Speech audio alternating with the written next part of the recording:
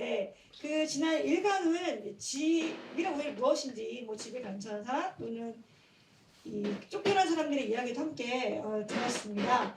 2강은 이제 개발과 주거권 문제, 사실 또 꿀잠과 굉장히 긴밀하고 우리 신길이 2구역에 있는 마을 사람들도 좀 꼭 들었으면 좋겠다는 강좌인데 아직은 참여하시지 않았어요. 물론 전화는 왔습니다. 오시겠다는 연락은 있었는데 아직은 참여 못하고 계시는 것 같습니다.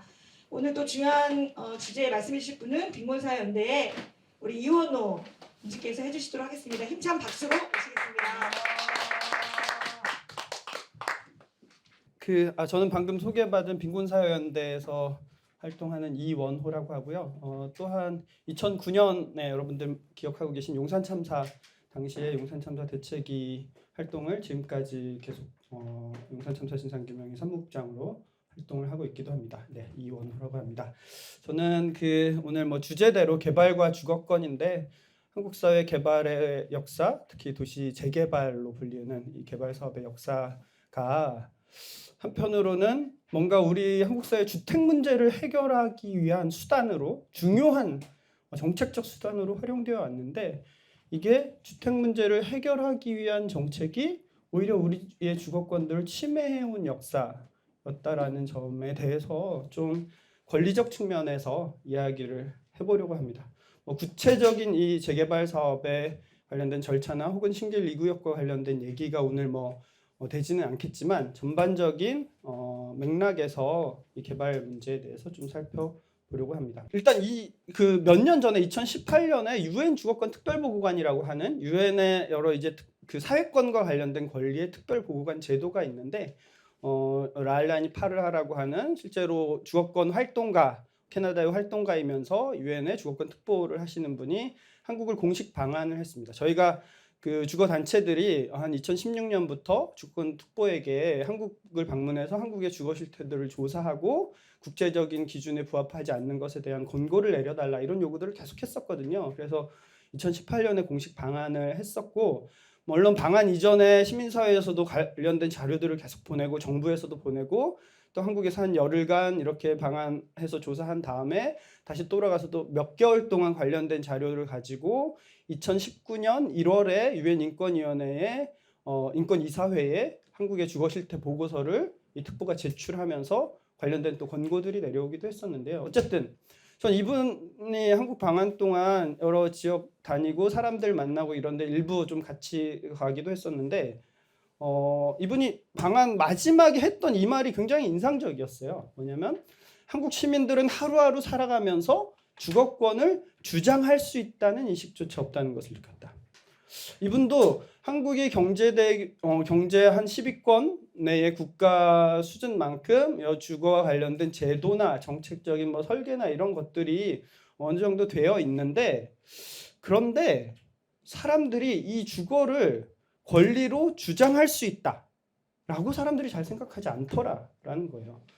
저는 이게 굉장히 핵심적으로 되게 짧은 기간일 수도 있고 여러 사람들을 만나긴 했지만 그렇다고 해서 막 엄청나게 많은 사람들을 만난 것이 아님에도 불구하고 약간 좀 정확한 한국 사회에서 주거권에 대한 인식을 정확하게 좀 보셨다라는 생각이 들거든요. 그렇죠. 우리가 지금 주거권, 개발과 주거권이라는 게 오늘 주제이기도 하고 주거권이라는 표현을 쓰기도 하지만 사실 한번 잘 생각해 보시면 우리가 일상생활에서 다른 권리의 영역보다 주거권이라는 표현들을 그렇게 쉽게 사용을 해왔나? 또 잘 생각해 보시면 한 10여 년 전, 저는 실제로 이제 한 10년 상간 사이에 좀 다양한 주거권을 요구하는 운동들, 특히 청년 주거권 운동이나 소수자 주거권 운동이나 장애인 탈시설 주거권 운동이나 이런 것들이 조금 한 10년 상간 사이에 좀 전개되면서 약간 더 주거권이란 말들이 많이 쓰이긴 했지만 한 10년 전만 놓고 봐도 주거권은 철거민들이 주거권을 보장하라.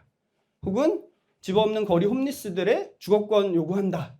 뭔가 집에서 쫓겨나는 사람들, 강제 철거로 쫓겨나는 사람들, 혹은 집이 없는 사람들이 요구하는 정책이나 권리의 요구가 주거권으로만 얘기가 됐지.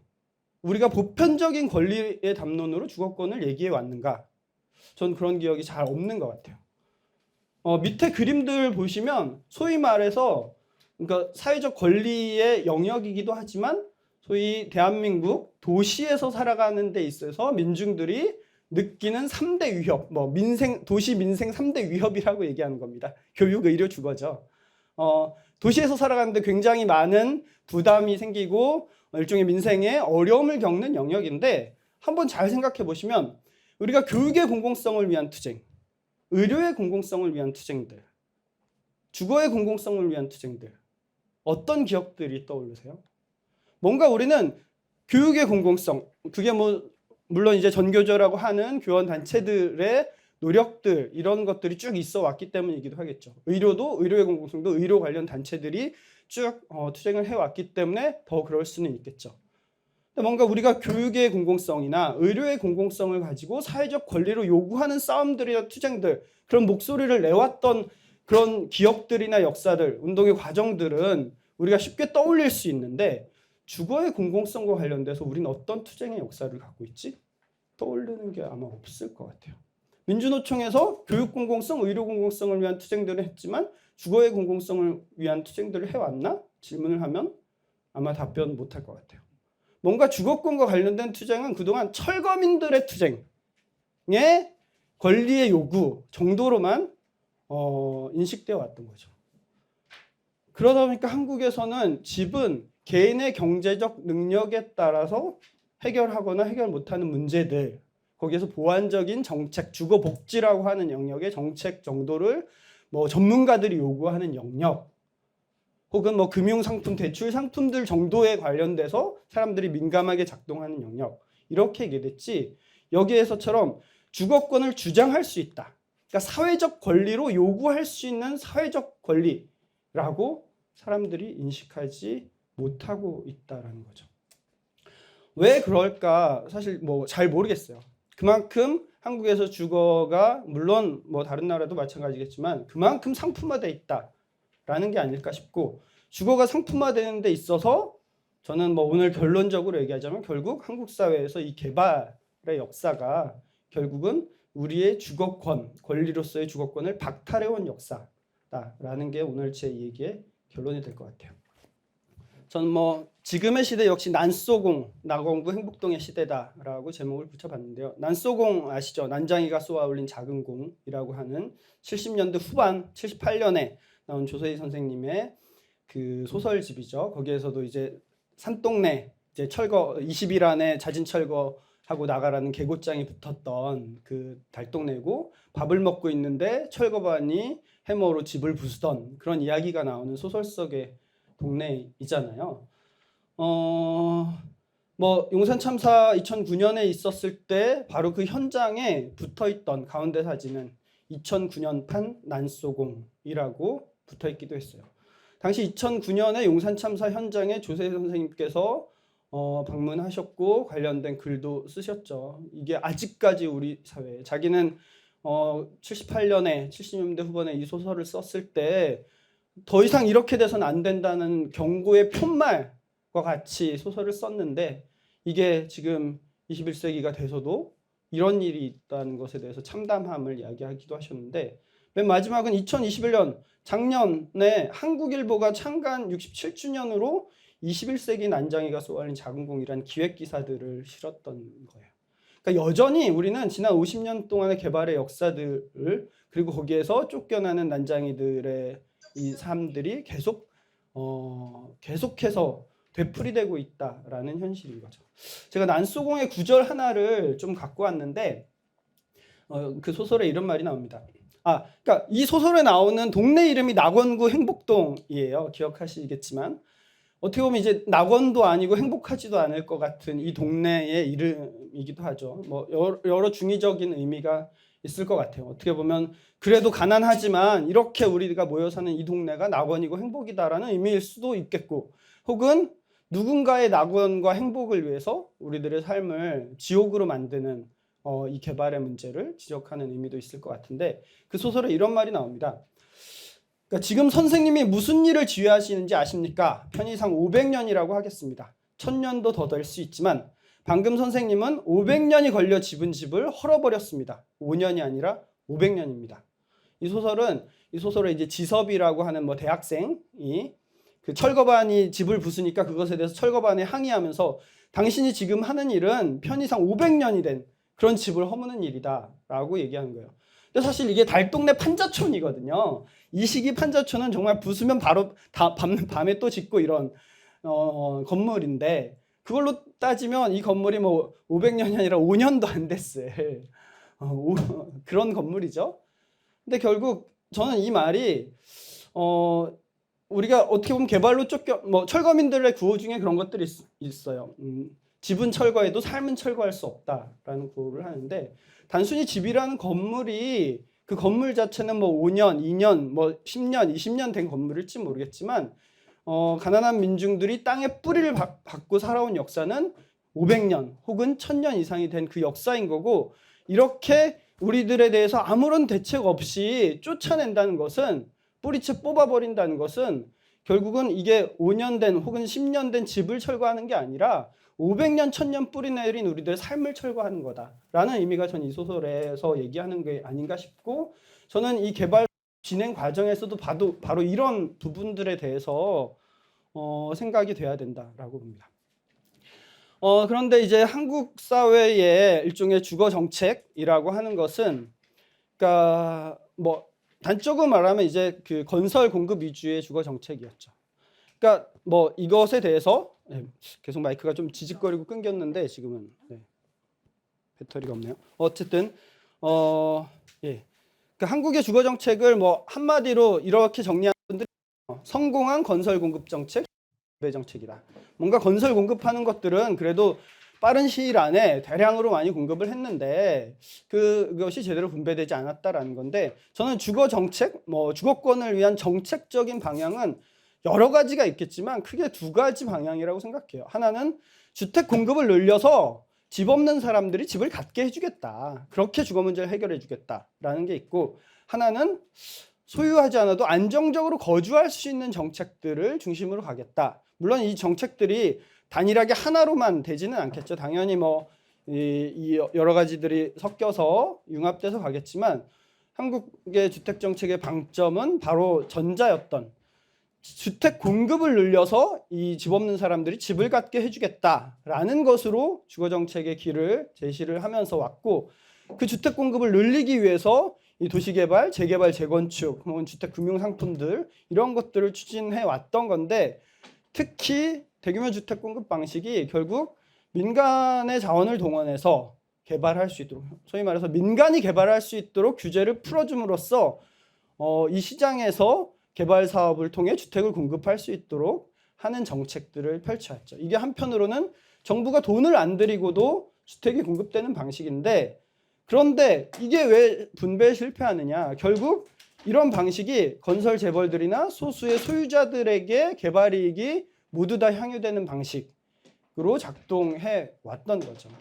반면 소유하지 않아도 좀 안정적인 주거를 누릴 수 있게 하는 그러니까 공공임대주택을 공급한다든지 혹은 뭐 불과 1년 전에 이제 그 제도가 개선돼서 논란도 많지만 임대차 보호법 같은 것들을 강화해서 세입자의 갱신권이나 전월세 인상률 상한제 같은 임대료 통제, 사회적 규제 장치를 강화하는 것들을 사실상 거의 등한시해 왔다라고 볼 수 있을 것 같습니다. 그 뭐 역사적 연표를 한 장으로 보면 이렇게 된 물론 이게 그냥 그 한 화면에 넣다 보니까 막 20년씩 묶고 이러기도 했는데 더 세분돼서 구분될 수 있겠지만 이렇게 좀 구분해서 보면 어쨌든 80년대 후반 90년대 초반부터 연간 4-50만 호의 주택 공급을 해왔습니다. 문재인 정부에서 주택 공급을 안 해서 집값이 폭등했다라는 식으로 얘기를 하는 사람들도 있는데 이거 거의 뭐 그 가짜 뉴스죠. 문재인 정부에서도 역시 4-50만 원씩 매년 주택이 공급되어 왔습니다.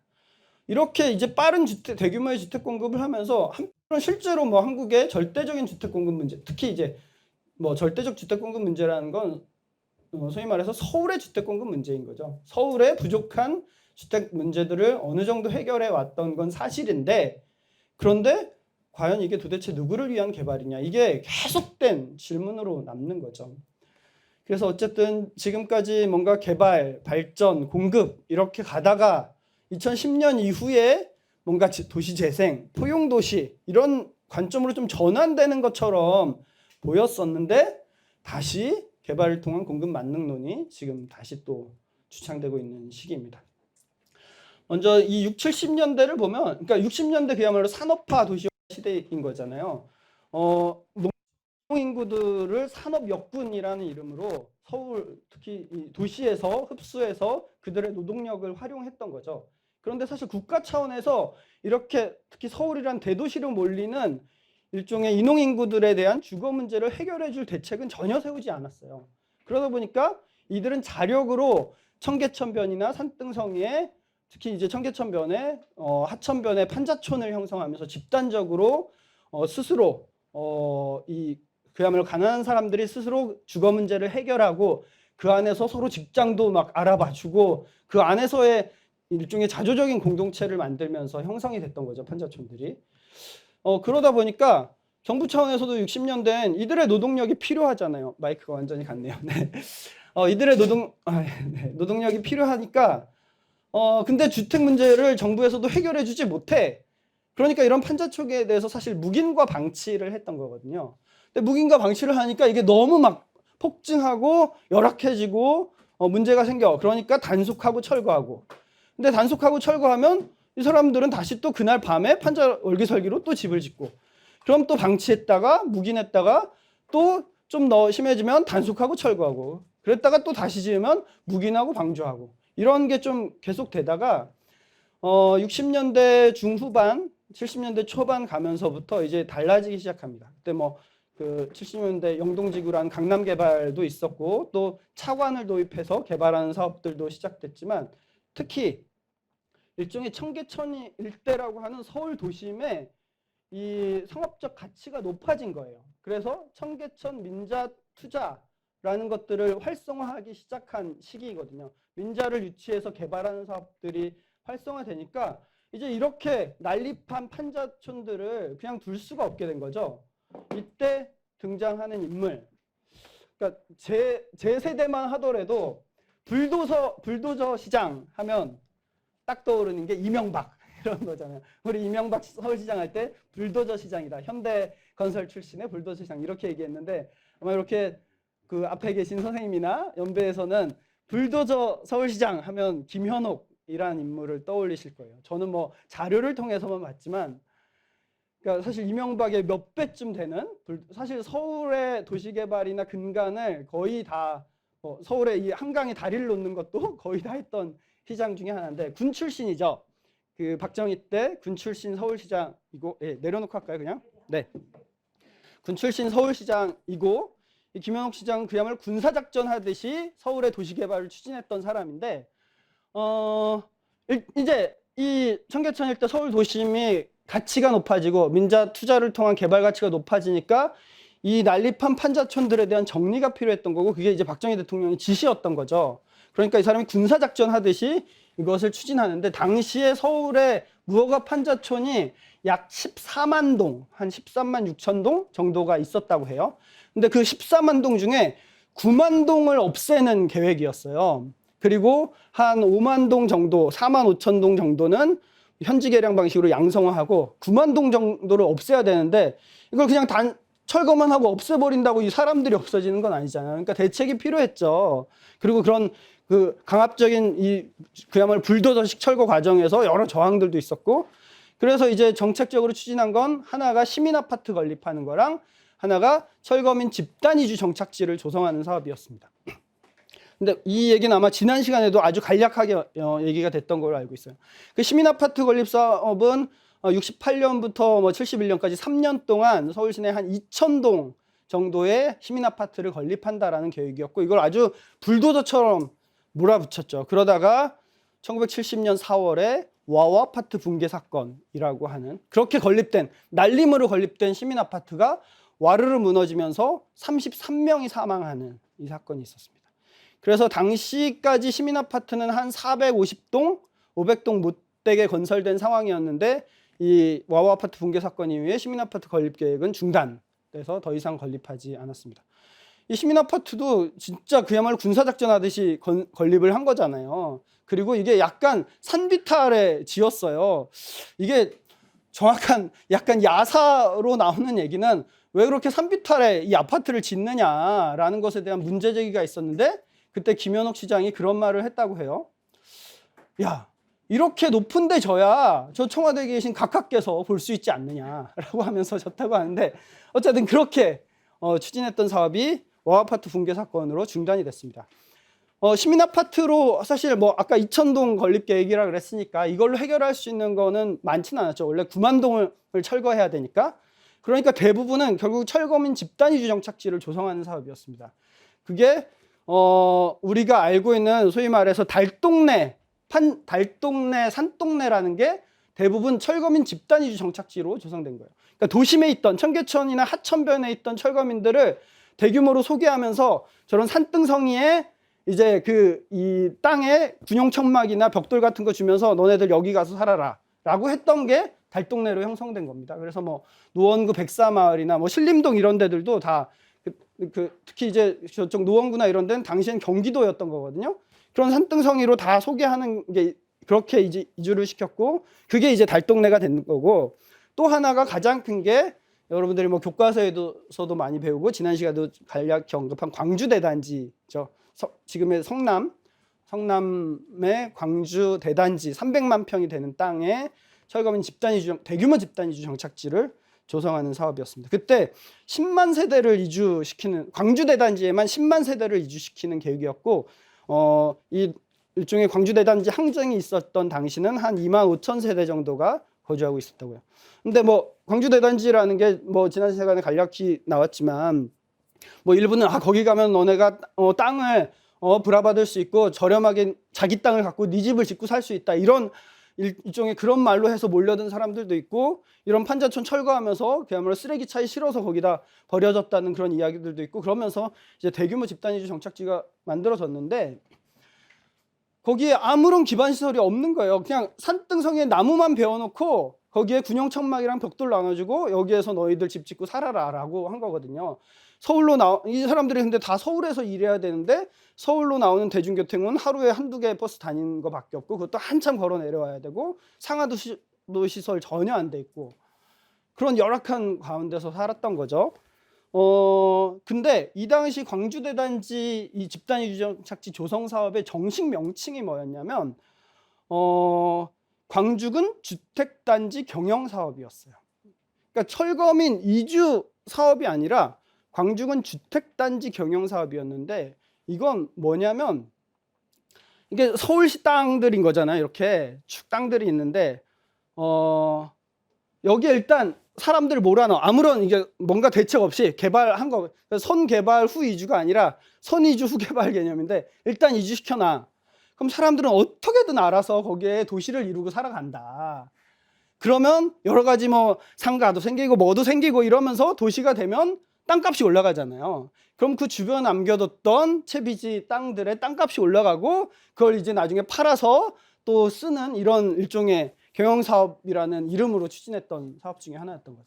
이러다가 이제 71년 8월에 광주대단지 항쟁이 일어나죠. 수만 명이 일시에 걸기하는 그래서 이게 뭐 해방 이후 도시빈민 대규모 도시빈민 투쟁으로 기록된 사건인데 어쨌든 당시에 뭐 이게 정확한 기록은 없어요. 신문이나 이런 루포에서 막 3만 명이 걸기했다부터 6만 명이 걸기했다, 8만 명이 걸기했다 이런 기사까지 나오는데 그만큼 이제 많은 사람들이 관공서 탈취하고 불 지르고 막 이러면서 있었던 사건이 있었습니다. 네. 아유 이 얘기가 너무 길었네요. 그다음에 사실 80년대가 굉장히 중요한 시기인데 이때 이제 72년엔 250만 호 건설 계획을 발표하기도 했었죠. 80년대는 그야말로 이제 70년대가 이런 판자촌 철거하고 철거민 이주 정착지 조성하고 이러면서 개발을 시작하던 시기라면 80년대는 그야말로 대규모 주택 공급을 하던 시기입니다. 특히 여기서 등장하는 게 합동 재개발. 이게 83년에 도입됐습니다. 합동 재개발이 뭐냐면 그 이전까지 개발은 공공에서 하는 거였어요. 정부가 하거나 시가 하거나. 그래서 난소공에도 구청 철거반이 우리 집을 부쉈다 이런 식으로 나옵니다. 그거는 공공에서 하는 사업이었던 거죠. 지금 노점상 단속할 때 구청 어쨌든 뭐 일일 공무원 자격으로 구청이 동영한 용역이 철거하듯이 집 철거도 그랬던 거였죠. 근데 합동 재개발은 이제 공공이 아니라 민간 토지와 주택을 소유한 사람들이 조합을 결성해서 이 소유주들이 민간 건설사와 함께 개발을 할 수 있도록 하는 게 합동재개발 방식이고, 이게 지금까지 이어지고 있는 민간주도 합동재개발 방식입니다. 이때 83년부터 도입됐습니다. 이 시기에 왜 합동재개발이 추진됐느냐, 그건 이제 일단 대규모 주택 공급이 필요하다라는 실제의 목적들이 있기도 했었죠. 근데 그걸 앞서 얘기했듯이 정부가 하기보단 민간에게 지원하고 규제 완화해 줌으로써 이걸 활성화시키겠다라고 했던 건데, 하나는 일단 여러분들 아시는 86 아시안 게임과 88 올림픽이라고 하는 국제 스포츠 경기 행사를 앞두고 이 판자촌이 즐비한 서울을 보여줄 수 없다라는 걸로 80년대 초반에 이런 재개발 사업들을 추진하기 위해서 민간에게 여러 가지 권한을 위임해 준 사업이기도 했던 거고, 또 하나는 70년대에 소위 말해 중동건설 붐이 있었던 거잖아요. 중동건설 붐에서 돌아온 일종의 이런 건설 기업들, 건설 장비들, 이걸 활용할 수 있어야 되는 거죠. 그러니까 어떻게 보면 주택을 공급해야 된다, 대규모 주택을 공급해야 된다는 정책적 목표와 함께 뭔가 이 건설 자본을 국내에서 활용할 일종의 건설 자본의 이윤 목적, 이런 것들이 쫙 결합돼서 합동재개발이라는 사업이 추진이 됐던 거죠. 그렇게 이제 진행되면서 문제는, 이러다 보니까 이제 합동재개발은 민간주도 사업이잖아요. 근데 민간이 왜 주택을 공급하겠어요? 공공은 주택 공급이라는 것 자체가 공적인 목적일 수 있잖아요. 근데 민간이 자기네가 주택 공급이 목적일 수는 없잖아요.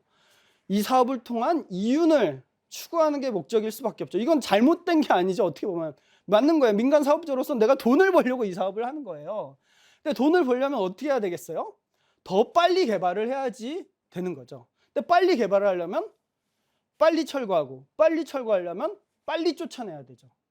그래서 86년도부터 한국 최초의 철거 용역 회사가 생깁니다. 이 당시 입산개발이라고 하는, 그러니까 지금 우리가 얘기하는 철거 용역 깡패라는 회사가 이때부터 생기기 시작한 거예요. 이 입산개발이 이후에 적준 용역, 그 다음에 다원 용역으로 했는데, 이 처음부터 어떻게 생겼냐? 조직폭력배들이 만든 회사가 철거 전문 회사이고, 지금까지도 이 입산과 적준의 뿌리를 그때 계열 분리하면서 그것들이 지금도 역시 도급순위 상위권에 있는 철거 용역 회사들은 다 조폭이 만든 철거 회사에서 분화된 이런 철거 회사입니다. 그러니까 이런 것들이 생기기 시작했던 거죠. 그리고 여러 가지 이제 주택 개발을 할 수 있는 법안들이 만들어지고, 이러다 보니까 이때부터 이제 민간의 조직적인 이 재개발 사업이 추진되니까 철거민들의 투쟁도 조직적인 투쟁이 됐던 거죠. 과거의 광주대단지 항쟁은 어떻게 보면 일시적인 저항 운동으로 일어나서 그 하루의 저항으로 끝났다면, 이때부터는 이제 철거 지역들이 조직화되고 철거 지역 간의 연대 투쟁을 하면서 저항하는 목동, 상계동, 사당동 철거 투쟁, 이런 것들이 일어났고, 이게 89년에 서울시 철거민 협의회 서철협이라는 게 만들어지기도 했던 시기입니다. 이 당시에 민간 재개발로 인한 폭력이 얼마나 극심했냐면, 87년에 국제주거연맹이라고 하는 식에서 한국은 남아프리카 공화국과 함께 세계에서 가장 비인간적이고 잔인한 철거하는 나라라고 꼽았을 정도로 80년대 합동재개발 방식의 강제철거가 아주 극심했던 시기입니다. 이때도 80년에 500만 원 건설 계획, 89년에 200만 원 건설 계획이 발표되기도 했습니다. 그리고 이제 2000년대로 넘어가죠. 90년대 중반까지 이제는 서울을 놓고 보면 서울의 달동네 판자촌은 어느 정도 다 정비가 돼서 철거되고 아파트가 들어섰어요. 그리고 90년대 후반, 2000년대 초반까지는 무엇을 했느냐? 주로 이제 신도시 개발을 했던 거죠. 강남을 대체할, 서울을 대체할 도시. 김대중 노무현 정부 때 이런 신도시 개발 중심으로 했는데, 근데 신도시 개발은 한편으론 그야말로 논밭 산임야, 나대지를 개발해서 도시를 만드는 거잖아요. 그러니까 여기서 물론 토지를 빼앗기고 쫓겨나는 사람들의 문제는 있지만, 이 택지 규모에 비해서 이해당자 사수가 많지 않기 때문에, 도심처럼.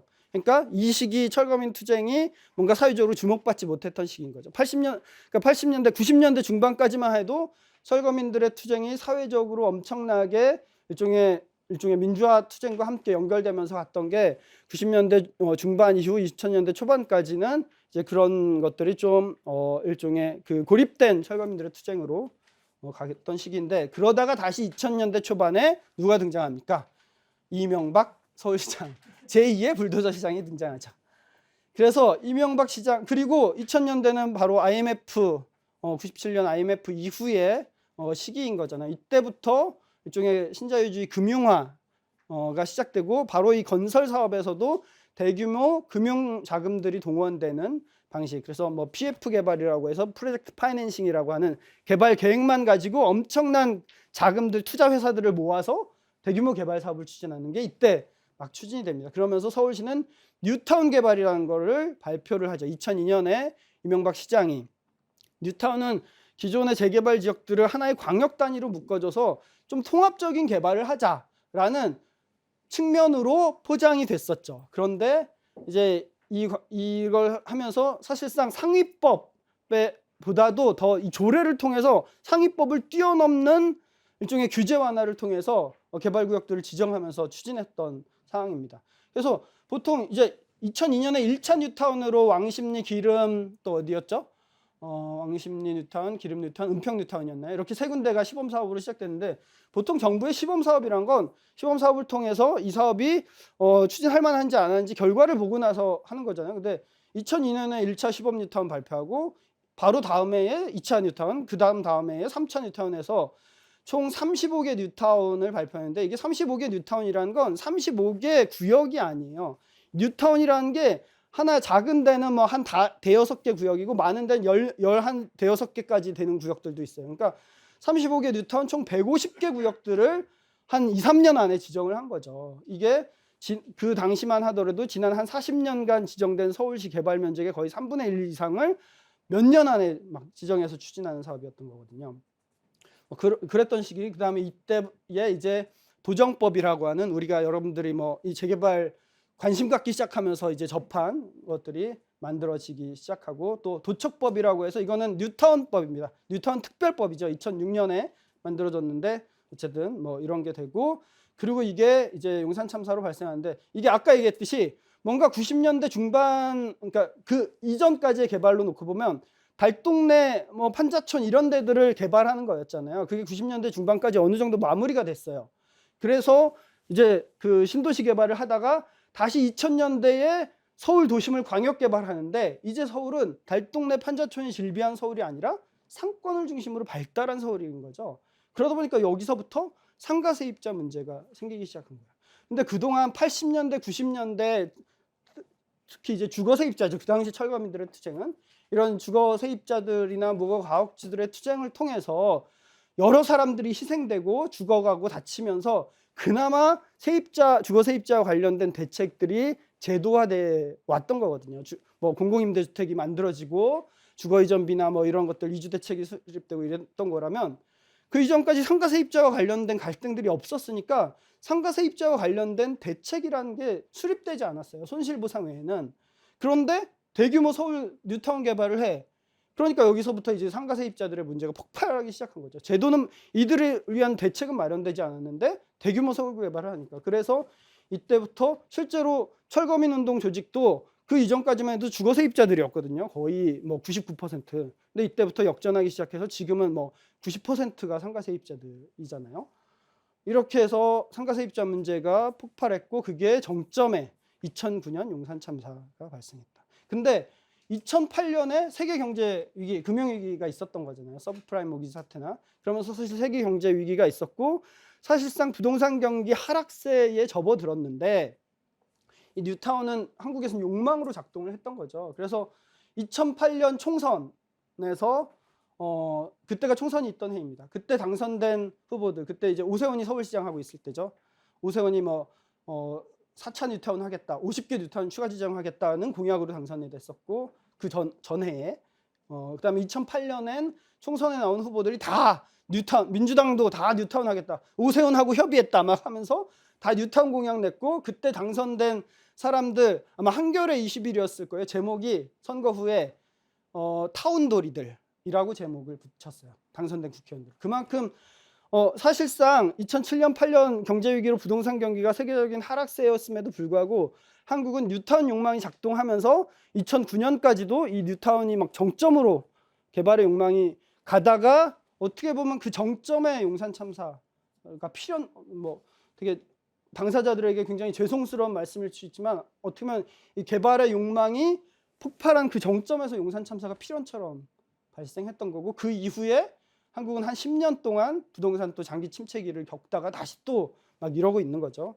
어쨌든 요 시기 그러다 보니까 사실 그러니까 2010년대부터 일종의 뉴타운 출구 전략이라는 거를 발표하고 도시 재생으로 전환한다라고 추진을 해왔었죠. 이게 뭐 한편으로는 뭐 박원순 시장이라고 하는 뭐 시민사회 출신의 어떻게 보면 시민사회의 협력을 갖춘 뭐 합리적 시장이 와서 추진한 정책이다라고 볼 수 있는 측면도 물론 있습니다.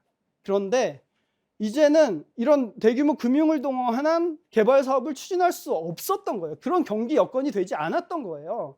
그러니까 재개발 지역에서도 사업성이 안 나오니까 사업을 추진하지 못하는 상황이었던 거고, 그래서 도시재생으로 전환했던 시기였던 거고, 이때 그래서 서울에 한 600여 곳, 이미 그 이전에 이명박 오세훈 때 600여 곳 재개발 재건축 구역이 지정된 거를 어쨌든 박원순 시정에서 한 300곳은 구역 해제하지 못한 곳들이 여전히 300~400곳이 남아있는 실정으로 지금까지 이어지고 있습니다. 근데 이렇게 도시재생으로 전환한다고 하다가, 물론 도시재생이라는 게 한국에서 그야말로 처음 막 시도하는 거면서 여러 가지 문제나 부침들이 있었지만, 이게 사실 제대로 정착하기도 전에 다시 또 지금 뭐 민간 재개발 촉진한다라고 여야 후보들 뭐 어제도 그 민주당 대선 후보도 발표했지만 이렇게 가고 있는 시점이다. 사실 뭐 요 한 페이지 갖고 오늘 얘기 한 3분의 1은 할 거라서 좀 길게 얘기했는데, 어쨌든 이런 과정들을 겪어왔는데, 여기서 하나 또 좀 보자면 그 72년에 250만 호 건설 계획, 그다음에 80년에 500만 호 건설 계획, 그리고 89년에 200만 호 건설 계획을 보면, 물론 그 이후 2000년도는 2003년에 이제 국민임대주택이나 보금자리주택과 같은 약간의 뭐 임대주택과 관련된 것들에 대한 공급 정책이었다면, 그 이전에 이런 대규모 공급 정책을 펼치면, 그러니까 주택 문제 해결이라는 당연한 그런 명분도 있었지만 자세히 보세요. 72년은 혹시 뭐가 있었는지 기억하세요? 72년 10월 유신이 있었죠. 유신 이후에 250만 호 건설 계획을 발표했습니다. 80년 500만 호 건설 계획. 80년엔 뭐가 있었죠? 5월 광주가 있었죠. 그 이후에 500만 호 건설 계획을 발표합니다. 89년은 87년 민주화운동과 노동자 대투쟁을 겪고 나서 뭐 정치적으로는 직선제가 도입됐는데 결국은 다시 군부의 후예가 당선이 됐던 거잖아요. 그렇게 이제 당선이 됐는데 그 당시에 뭐 이따가도 얘기했지만 엄청난 부동산 문제, 주택 문제가 극심하게 심각했던 거거든요. 근데 87년이라고 하는 일종의 민중 항쟁을 한 거잖아요. 그래서 이 주택 문제를 해결하지 못하면 다시 한번 민중 항쟁이 일어난다라는, 실제로 그때 당시 정보 당국에서도 막 청와대에 그런 얘기들을 했을 정도로, 그러니까 그런 정치적 위기 상황에서 89년에 200만 호 건설 계획이 나왔던 거예요. 그러니까 이때까지 대규모 주택 건설 계획은 주택 공급의 정치적 필요라는 요건도 있었지만, 정치적 정당성 위기에 있을 때, 정권이 정치적 정당성의 위기에 있을 때 대규모 주택 공급 정책이 나왔다. 저는 그런 면에서 작년 이 정권에서 다시 대규모 주택 공급 정책을 발표했잖아요. 근데 정부에서 그 주택 공급 정책 발표하기 불과 1년 전만 해도 서울시도 그렇고 정부도 그렇고 주택 부족하지 않다. 주택 공급이 부족해서 부동산 문제가 생긴 게 아니다 라고 얘기를 했어요. 서울시도 계속 그렇게 얘기를 했었고, 서울에 주택 부족하지 않다. 서울에 주택은 부족하죠. 근데 주택은 늘 부족했죠, 서울은. 이 주택 부족 문제 때문에 부동산 문제가 발생하는 게 아니다. 그건 맞거든요. 그렇게 주장을 하다가 이게 어쨌든 선거라는 국면 앞에서 그야말로 정권의 정치적 정당성의 위기에 봉착하니까 방향을 선회해서 대규모 주택 공급 정책을 발표한 게 아니냐라는 의심을 지우지 않을 수가 없을 것 같습니다. 여기서 시간을 이제 많이 허비를 했습니다. 네. 자, 좀 더 빠르게 넘어가면 그럼 이렇게 어쨌든 건설 공급 중심의 대규모 주택 공급 정책을 펼쳤는데, 이게 바로 우리의 주거 불안, 우리의 주거권의 박탈의 역사다라는 겁니다. 그러니까 다시 또 시기별로 좀 이게 어떻게 우리의 주거 불안을 이끌었나를 보면, 어쨌든 70년대 중반 이후에, 그러니까 세입자의 주거 불안의 역사를 놓고 보면 전세라는 제도가 확대되기 시작했습니다. 뭐 전세 얘기하면 한국에만 있는 독특한 제도라는 말 많이 하죠. 해외에서도 뭐 약간 보증금이란 제도가 있기는 한데, 한국처럼 이제 임대료의 몇 배, 뭐 몇십 배에 달하는 주택 가격의 한 거의 막 70% 하는 이런 개념들은 없고 그냥 임대료 몇 개월치 정도의 보증금 제도는 있지만 이런 제도가 잘 없다고 하죠. 근데 한국의 전세 제도가 언제부터 있었느냐? 이건 정확한 기록은 없습니다. 그런데 일제 시대 문서에도 그 일제의 문서에 이런 게 있대요. 조선에는 희한한 그 차임 제도가 있다라고 하면서 거기도 전세 제도가 언급된다고 하더라고요. 근데 전세가 이렇게 확대된 건 70년대 중반입니다. 왜냐하면 아까 얘기했듯이 이때 이제 경제 건설 엄청난 이제 경제 성장률이 있었죠. 연 11%의 경제 성장률이 있었고 특히 이제 1975년만 해도 아파트가 9만 가구였는데 80년에 37만 가구로 그러니까 5년 만에 400%가 폭등한 그야말로 아파트 건설이 막 있었던 거고 이때 아파트를 분양받으면 대박이 되는 거죠. 아파트 분양만 받으면 엄청나게 돈을 벌 수 있었던 시기인데 문제는 뭐냐? 아파트를 분양받으려면 돈이 있어야 되잖아요. 근데 우리는 지금 집을 사려면 은행 대출을 맡기고 사잖아요. 근데 이 당시 은행은 개인 대출 개념이 아니었습니다. 다 기업 대출과 관련되지 주택 대출과 관련된 상품들이 없었어요. 기업 대출 중심이었던 거고. 그러면 어떻게 돈을 마련하느냐? 집이 있는 사람들이 자기 집을 전세를 줘서 그 보증금을 가지고 돈을 보태서 분양 아파트의 분양권을 받는. 그러니까 전세는 일종의 사금융의 형태로 활용이 됐던 거죠. 사실 지금도 마찬가지입니다. 그러니까 지금 갭투기라고 하는 게 바로 전세를 이용해서 하는 투기인 거잖아요. 그러니까 사실 전세가 세입자들한테 한편은 좋은 제도이잖아요. 월세 안 내도 되고. 근데 이게 결국 세입자들의 문제를 계속 가중시키는 거거든요. 이걸로 인해서 이 전세금을 통해서 집 있는 사람들이 집을 더 사고 그러면서 집값이 올라가고 전월세 값이 올라가고 이게 반복되는 이게 70년대 중반의 확대. 그러니까 전세 제도를 통해서 이걸 보증금으로 시세 차익을 노리고 집 있는 사람들이 집을 사는 사금융으로 전세가 확대됐던 시기입니다. 80년대에서 90년대 초반은 그야말로 전월세 폭등, 집값 폭등의 시기입니다. 아까 얘기했던 3조 호황과 8688을 앞두고 또 합동 재개발이 하면서 집값과 전월세 값이 폭등을 해서 86년 말부터 90년까지 보면은 주택 매매가가 평균 47%, 전세가가 82%까지 치솟았던 시기입니다. 그러니까 엄청난 폭등의 시기였던 거죠. 그래서 아까 89년에 이러다간 또 87년과 같은 민중항쟁이 일어난다. 큰일 났다. 이러면서 주택공급정책을 발표한 거거든요. 그러면서 89년 12월에 주택임대차보호법도 개정을 합니다. 그동안은 계약갱신 세입자 거주기간이 1년이었는데 이때 2년으로 바꿨고 그게 30년 만에 이제 1회 갱신권 해서 4년까지 거주할 수 있게 바뀐 거죠. 이때 바뀌었는데 이게 89년 12월에 바뀌었고 90년 봄 한 3월 이 한 달 동안만 신문에 보도된 것만 17명의 세입자들 가족이 연쇄 자살하는 기사들 밑에 이제 신문 기사들이 나와 있죠. 이런 일들이 벌어집니다. 그만큼 엄청난 집값과 전세값 폭등의 시기였다라는 겁니다. 그래서 이제 200만 호 주택 공급 건설 계획들이 발표되었던 거죠. 보면 여기 끝에 이 엄마 또 이사가 이건 이제 주거 운동하는 사람들한테는 꽤 유명한 사진이에요. 이때 이제 그 17명 세입자 연쇄 자살하고 그러면서 세입자들 집회 같은 거 했을 때 아이 엄마가 이제 아이를 업고 엄마 또 이사가 팻말 들고 나와서 이 사진이 굉장히 많이 활용되는데 이게 신문에 나오고 나서 그 뒤에 이분이 진짜 그 임대인 집주인이 쓸데없는 짓 하고 다닌다라고 하면서 나가라고 그래갖고 또 쫓겨났다고 실제로 이분 이렇게 연결되던 분들의 기록들이 나오고도 있습니다. 그 맨 마지막 사진 보면 새빵살이 못 살겠다 주택 문제 해결하다 보면 이게 어디서 낸 거냐면 가칭 민자당 일당 독재 분쇄와 민중기본권 쟁취 국민연합이라고 하는.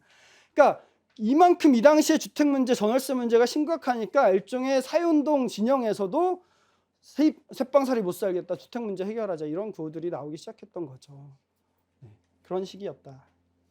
그리고 또 이제 중요한 시기, 바로 이제 87년 이후 90년대 초반에 이건 이제 이제 내 집에 갇힌 사회라는 요 책을 또 읽어보셔도 좋을 것 같은데 이거는 요 시기 이제 그 일종의 주택 공급과 관련된 정책을 논문으로 낸 걸 책으로 낸 건데 이때 어쨌든 이런 문제가 심각하니까 정부에서 내온 정책은 이제 자가 소유를 촉진하는 정책들을 펼쳤고 특히 87년 이후 등장한 시민운동 당시 경실련이죠. 경실련도 뭔가 주택 가격 억제를 통해서 소유의 형평성을 주창하는 운동들. 그래서 뭐 청약제도 개편하고, 근데 정시현 지금까지도 그렇잖아요. 반값, 뭐 원가 공개, 뭐 반값 아파트 이런 거 중심으로. 그러니까 뭔가 주택 가격을 합리화해서 집을 더 소유할 수 있게 해주는, 소유 가능 계층들이 집을 살 수 있게 해주는 정책 중심으로 펼쳤다면, 이때가 이 책에서는 노동자 운동의 주거 문제 해결에 아주 중요한 계기점이었는데, 결국 이 시기를 소유를 통한 타협을 했다라고 합니다. 무슨 말이냐면 87년 민주화 운동과 노동자 대투쟁의 이런 결기, 이런 것과 민주노조 운동 건설들이 있었던 거잖아요. 그러니까 노조의 그 영향력이 굉장히 강해졌던 시기였던 거잖아요. 87년 이후 90년대 초반에. 그런데 주택 문제는 엄청 심각해. 80년대 후반. 그러니까 이제 노동자들의 주택 문제도 심각한 상황인 거잖아요. 그래서 이게 이때 노동자들이 이 주거권을 사회적 요구로 가져갔으면 사실 한국의 주거권의 역사가 달라졌을 것이다. 그런데 그때 노동자들의 주택 문제를 뭔가 당시 사회주택이라고 하는 공공임대주택을 요구하는 뭔가 집단적 사회적 권리로 주창되기보다는 기업과의 임금 교섭의 하위 파트너, 그래서 임금 인상의 수단으로 주거비가 이만큼 드니까 이것을 교섭의 의제로 집어넣고, 혹은 회사의 기업 복지를 통해서 회사가 대출을 저리로 대출해서 집을 살 수 있게 하거나, 혹은 회사가 사원 임대주택을 져서 5년 후에 분양받게 해주거나, 이런 식의 정책으로 타협을 보는, 그러니까 일종의 소유를 통한 타협을 보면서 당시에 노동자들의 주거 문제에 대한 폭발력이 이런 소유를 통한 타협으로 흡수됐던 시기다. 그러니까 사회적 권리로 요구되지 않고, 그게 어떻게 보면 우리가 이렇게 주거권을 사회적 권리로 요구해오지 못한 역사라는 게 어쩌면 변곡점이 이 시기에 있을 수 있었는데 우리는 그때를 놓쳤다라고 보여지는 시기입니다. 그리고 이제 97년 IMF 금융위기 이후에 이때부터 이제 이제 주택의 금융화가 시작되는 거죠. 첫 장기 모기지 상품이 등장합니다. 그러니까 주택과 관련된 금융 상품들이 등장하기 시작한 거죠. 그러면서 이제 뭐 집을 구매하기 위한 은행 대출 상품들이 쉬워졌고, 그다음에 2000년대 초중반 되면서 이때는 이제 또 경제 위기 이런 걸로 금리 인하로 되면서 이때부터 사실 전세의 월세화가 시작됩니다. 정책적으로도 이제 월세화의 시대가 도래했다라고 얘기를 하는 거고, 실제로 2010년부터 전월세가 역전됐습니다. 지금은 월세가 훨씬 더 높고 2010년에 동률을 기록했고, 그때부터 이제 역전이 됐던 겁니다. 그래서 전세 종말, 월세의 도래가 온다라고 예상됐던 시기였던 거죠. 근데 이게 왜 이렇게 예상되느냐? 이제 부동산 경기가 유지될 수 없는, 그러니까 저성장의 시대라고 봤기 때문인 거죠. 근데 아까 부동산 폭등은 그러니까 전세가 유지되는 건 아까 뭐라 그랬죠? 집값이 올라야지 전세가 유지된다 그랬잖아요. 집을 삼으로써 시세 차익을 노릴 수 있으면 전세가 70년대 중반에 활용됐던 것처럼 집값이 오르면 전세가 계속 또 공고해지는 거예요. 그러니까 어떻게 보면 뭔가 이 시기 월세화의 시대로 역전이 됐는데, 지금 또 막 부동산 가격이 또 오르니까 또 전세금을 통한 갭 투자가 또 활성화되는 이런 시기. 이게 뭐 현재 이렇게 유지되고 있다라는 겁니다. 그래서 뭐 임대차 보호법 때문에 월세화가 가속화될 것이다라고 얘기하는데, 집값이 오르면 월세화는 가속화되지 않고 전세화가 유지되는 거고, 집값이 떨어지면 그야말로 월세화가 진행되는 거라고도 볼 수 있습니다. 물론 이 얘기를 오래 할 건 아니니까. 네. 자, 많이 지났는데, 자, 그러면 이런 식으로 건설 공급 중심의 역사가 이런 문제들이 있었는데, 그래서 어떤 문제들이 발생하느냐? 한국은 어쨌든 OECD 대비 건설 투자 비율이 아주 높은 국가 중에 하나입니다. 이건 2015년 자료이기는 한데 이 GDP의 한 15% 정도를 건설 투자 부문에 쏟는 나라. 그래서 이런 일종의 토건주의 국가라고 얘기를 많이 하잖아요. 그러니까 5년 단임제 대통령제 하에선 경제 성장률 수치가 굉장히 중요하잖아요. 몇 퍼센트 경제 성장률을 올렸다라고 하는데, 이 경제 성장률을 수치를 올리는 가장 좋은 사업이 토건 사업입니다. 토건 사업하면 숫자로서의 경제 성장률이 올라가거든요. 그런데 이 토건 사업 중심의 경제 성장은 결국은 우리들의 삶이 나아지는 방식이 아니라 더 나빠지는 거잖아요. 그래서 실제로 이제 토건 중심의 경제 성장을 몰핀 경제라고도 얘기하는데, 어쨌든 한국은 상당 부분 이런 토건 중심의 경제 성장 정책을 추진했고, 이 과정에서 드러나는 게 뭐 우리가 재개발의 기본적인 문제죠. 구조적으로는 이 재개발 사업이 물리적 기준만을 가지고 지정을 하는 거예요. 그러니까 뭐죠? 노후도, 건축물 노후한 게 몇 % 이상 된다. 뭐 지금 아마 서울의 노후도 기준은 벽돌 건물은 20년, 콘크리트 건물은 30년일 거예요. 그 정도 되면 노후도에 이미 들어가요. 그 건물이 정말 낡았는지 안 낡았는지 따지지 않고, 그게 전체 면적의 몇 % 이상이면 재개발할 수 있고, 뭐 호수 밀도, 접도율이라고 해서 일정한 공간에 집이 몇 채가 있는지, 도로랑 인접한 공간에 집이 몇 채가 있는지, 이런 물리적 기준이 충족되면 재개발 구역 지정을 할 수 있게 지금 제도되어 있습니다. 이거를 이제 부동산 경기 하락기에 2015년에 서울시가 정비 지수제라는 것을 도입해서, 법적으로는 이런 물리적 요건만 갖추면 되지만 지수제를 통해서 거기에 주민들의 의견 혹은 문화재가나 이런 것들, 그 다음에 여러 가지 사회문화적인 여건, 이런 것들을 종합적으로 판단해서 구역 지정할 수 있도록 2015년에 정비지수제를 서울시가 도입합니다. 그래서 2015년 이후 신규 재개발 구역은 단 한 군데도 지정되지 않았어요. 근데 이걸 갖고 지금 뭐라 그런 거거든요.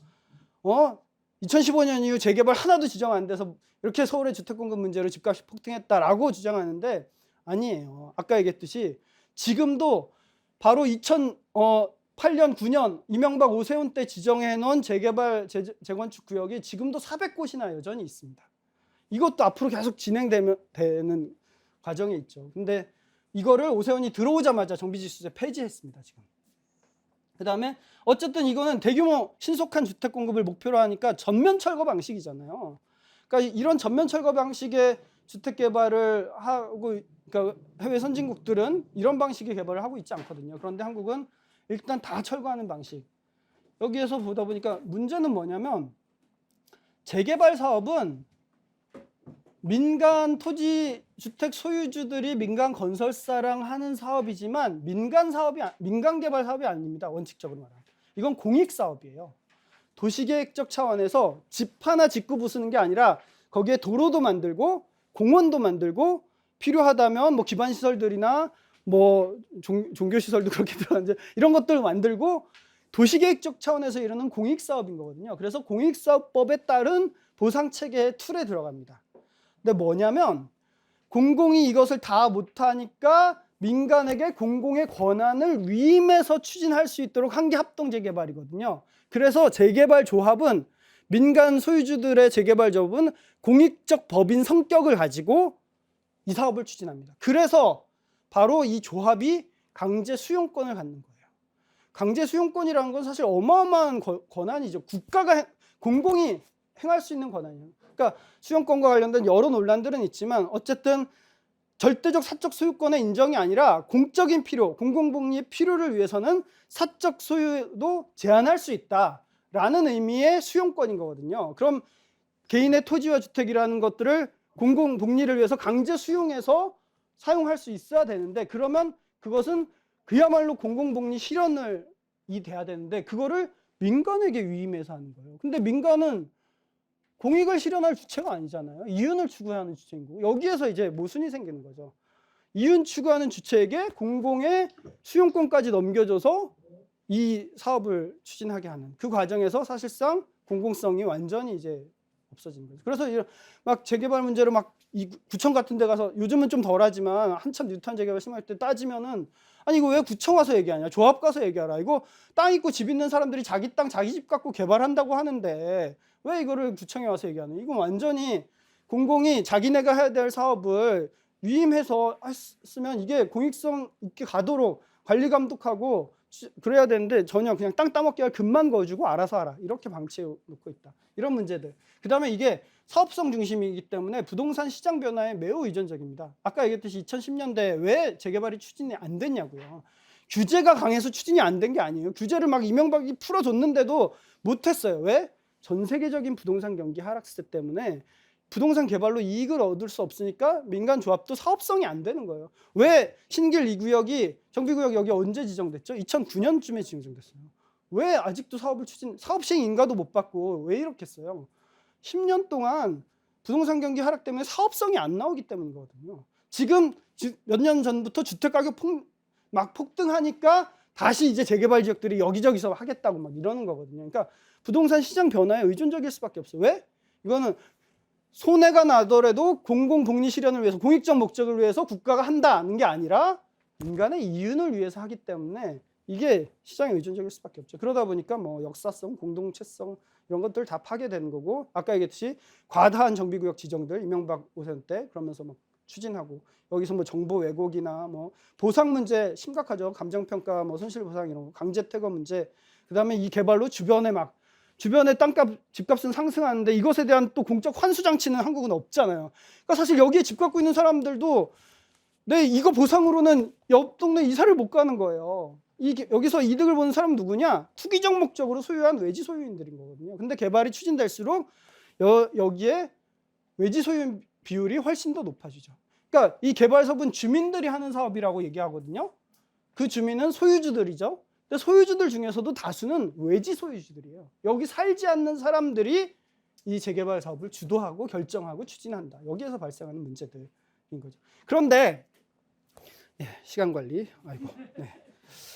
재개발에 그래도 공익적 목적이라고 얘기하는 게 이런 게 있습니다. 민간에서 추진하면 공익사업이니까 원주민들의 주환경을 개선한다. 그리고 주택 공급을 늘려서 집 없는 사람들이 집을 갖게 해주겠다. 이런 거를 공익적 목적이라고 얘기를 하고 있어요. 그런데 원주민들의 주환경을 개선한다는데 집은 개선됐죠. 근데 원주민들은 거기 남지를 못하는 거죠. 뭐 이거는 뭐 당시 2009년 용산 참사 이후에 서울시가 발표한 자료입니다. 원주민 그때 시범 사업했던 기름 뉴타운 봤더니 원주민 재정 창률 17%밖에 되지 않더라. 대부분의 원주민들이 다시 돌아오지 못한다라는 거죠. 그다음에 개발 사업 전후 주택 비교 보시면 당시만 해도 전세금 4천만 원 미만 주택이 몇 퍼센트? 83%였어요. 대부분 저렴 주거지였던 거잖아요. 10년 전 놓고 보면. 그런데 거기에 개발로 인해서 전세가 4천만 원 이하 주택은 몇 퍼센트 남는다? 0%. 왜? 전면 철거하고 아파트를 지으니까요. 거기서 제일 싼 건 임대 아파트예요. 임대 아파트 전세 전환에도 당시 기준으로 5천만 원이 넘어가니까 전세가 4천만 원 이하 주택이 83%였던 이 저렴 주택지를 철거해서 다 고급 주택 단지로 만드는 거죠.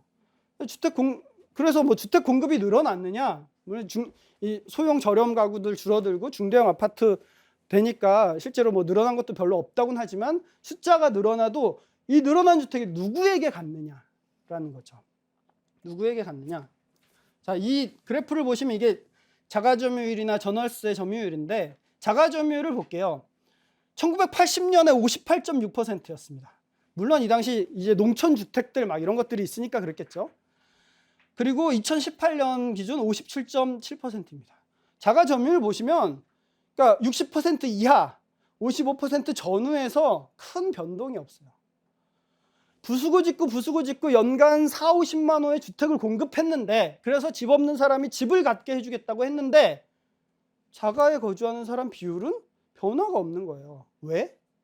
이렇게 새로 부수고 지은 집은 집 없는 사람들이 산 게 아니라 건설되는 신규 주택의 60% 이상은 이미 주택을 소유한 사람들이 샀기 때문이죠.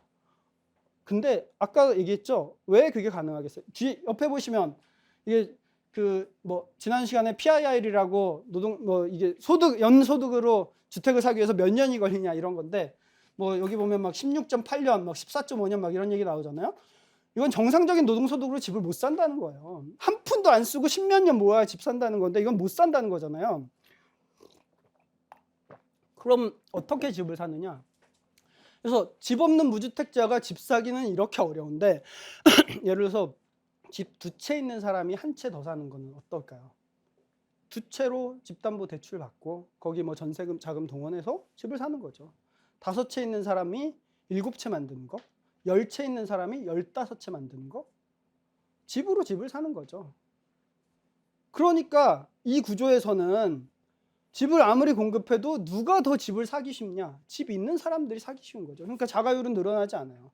반면 아까 얘기했듯이 2010년에 이제 전세 월세의 비율이 거의 동일해졌다가 2010년 이후부터는 이제 월세 중심, 그러니까 집이 없는 사람들은 월세 중심으로 살고 있는 거죠. 그럼 사실 이 월세 가구의 대책이 굉장히 중요한 시기인데 사실 그렇지 않고 계속 집을 사고 있는 사람, 집을 갖고 있는 사람이나 조금만 지원해주면 집을 살 수 있는 사람 정책으로 가고 있는 거죠. 자, 이런 걸로 인해 이건 좀 빨리 넘어가겠습니다. 네. 어떤 문제가 생기느냐? 그러니까 위에 제가 주거불평등 심화의 점유의 양극화, 주거비 부담의 양극화, 주거 품질의 양극화라고 얘기했는데, 그러니까 주거권이 뭐냐라고 했을 때 유엔에서 정하는 주거권의 7가지 구성 요소가 있어요. 근데 그 중에서 핵심이 이제 이 3가지라고 볼 수 있습니다. 일종의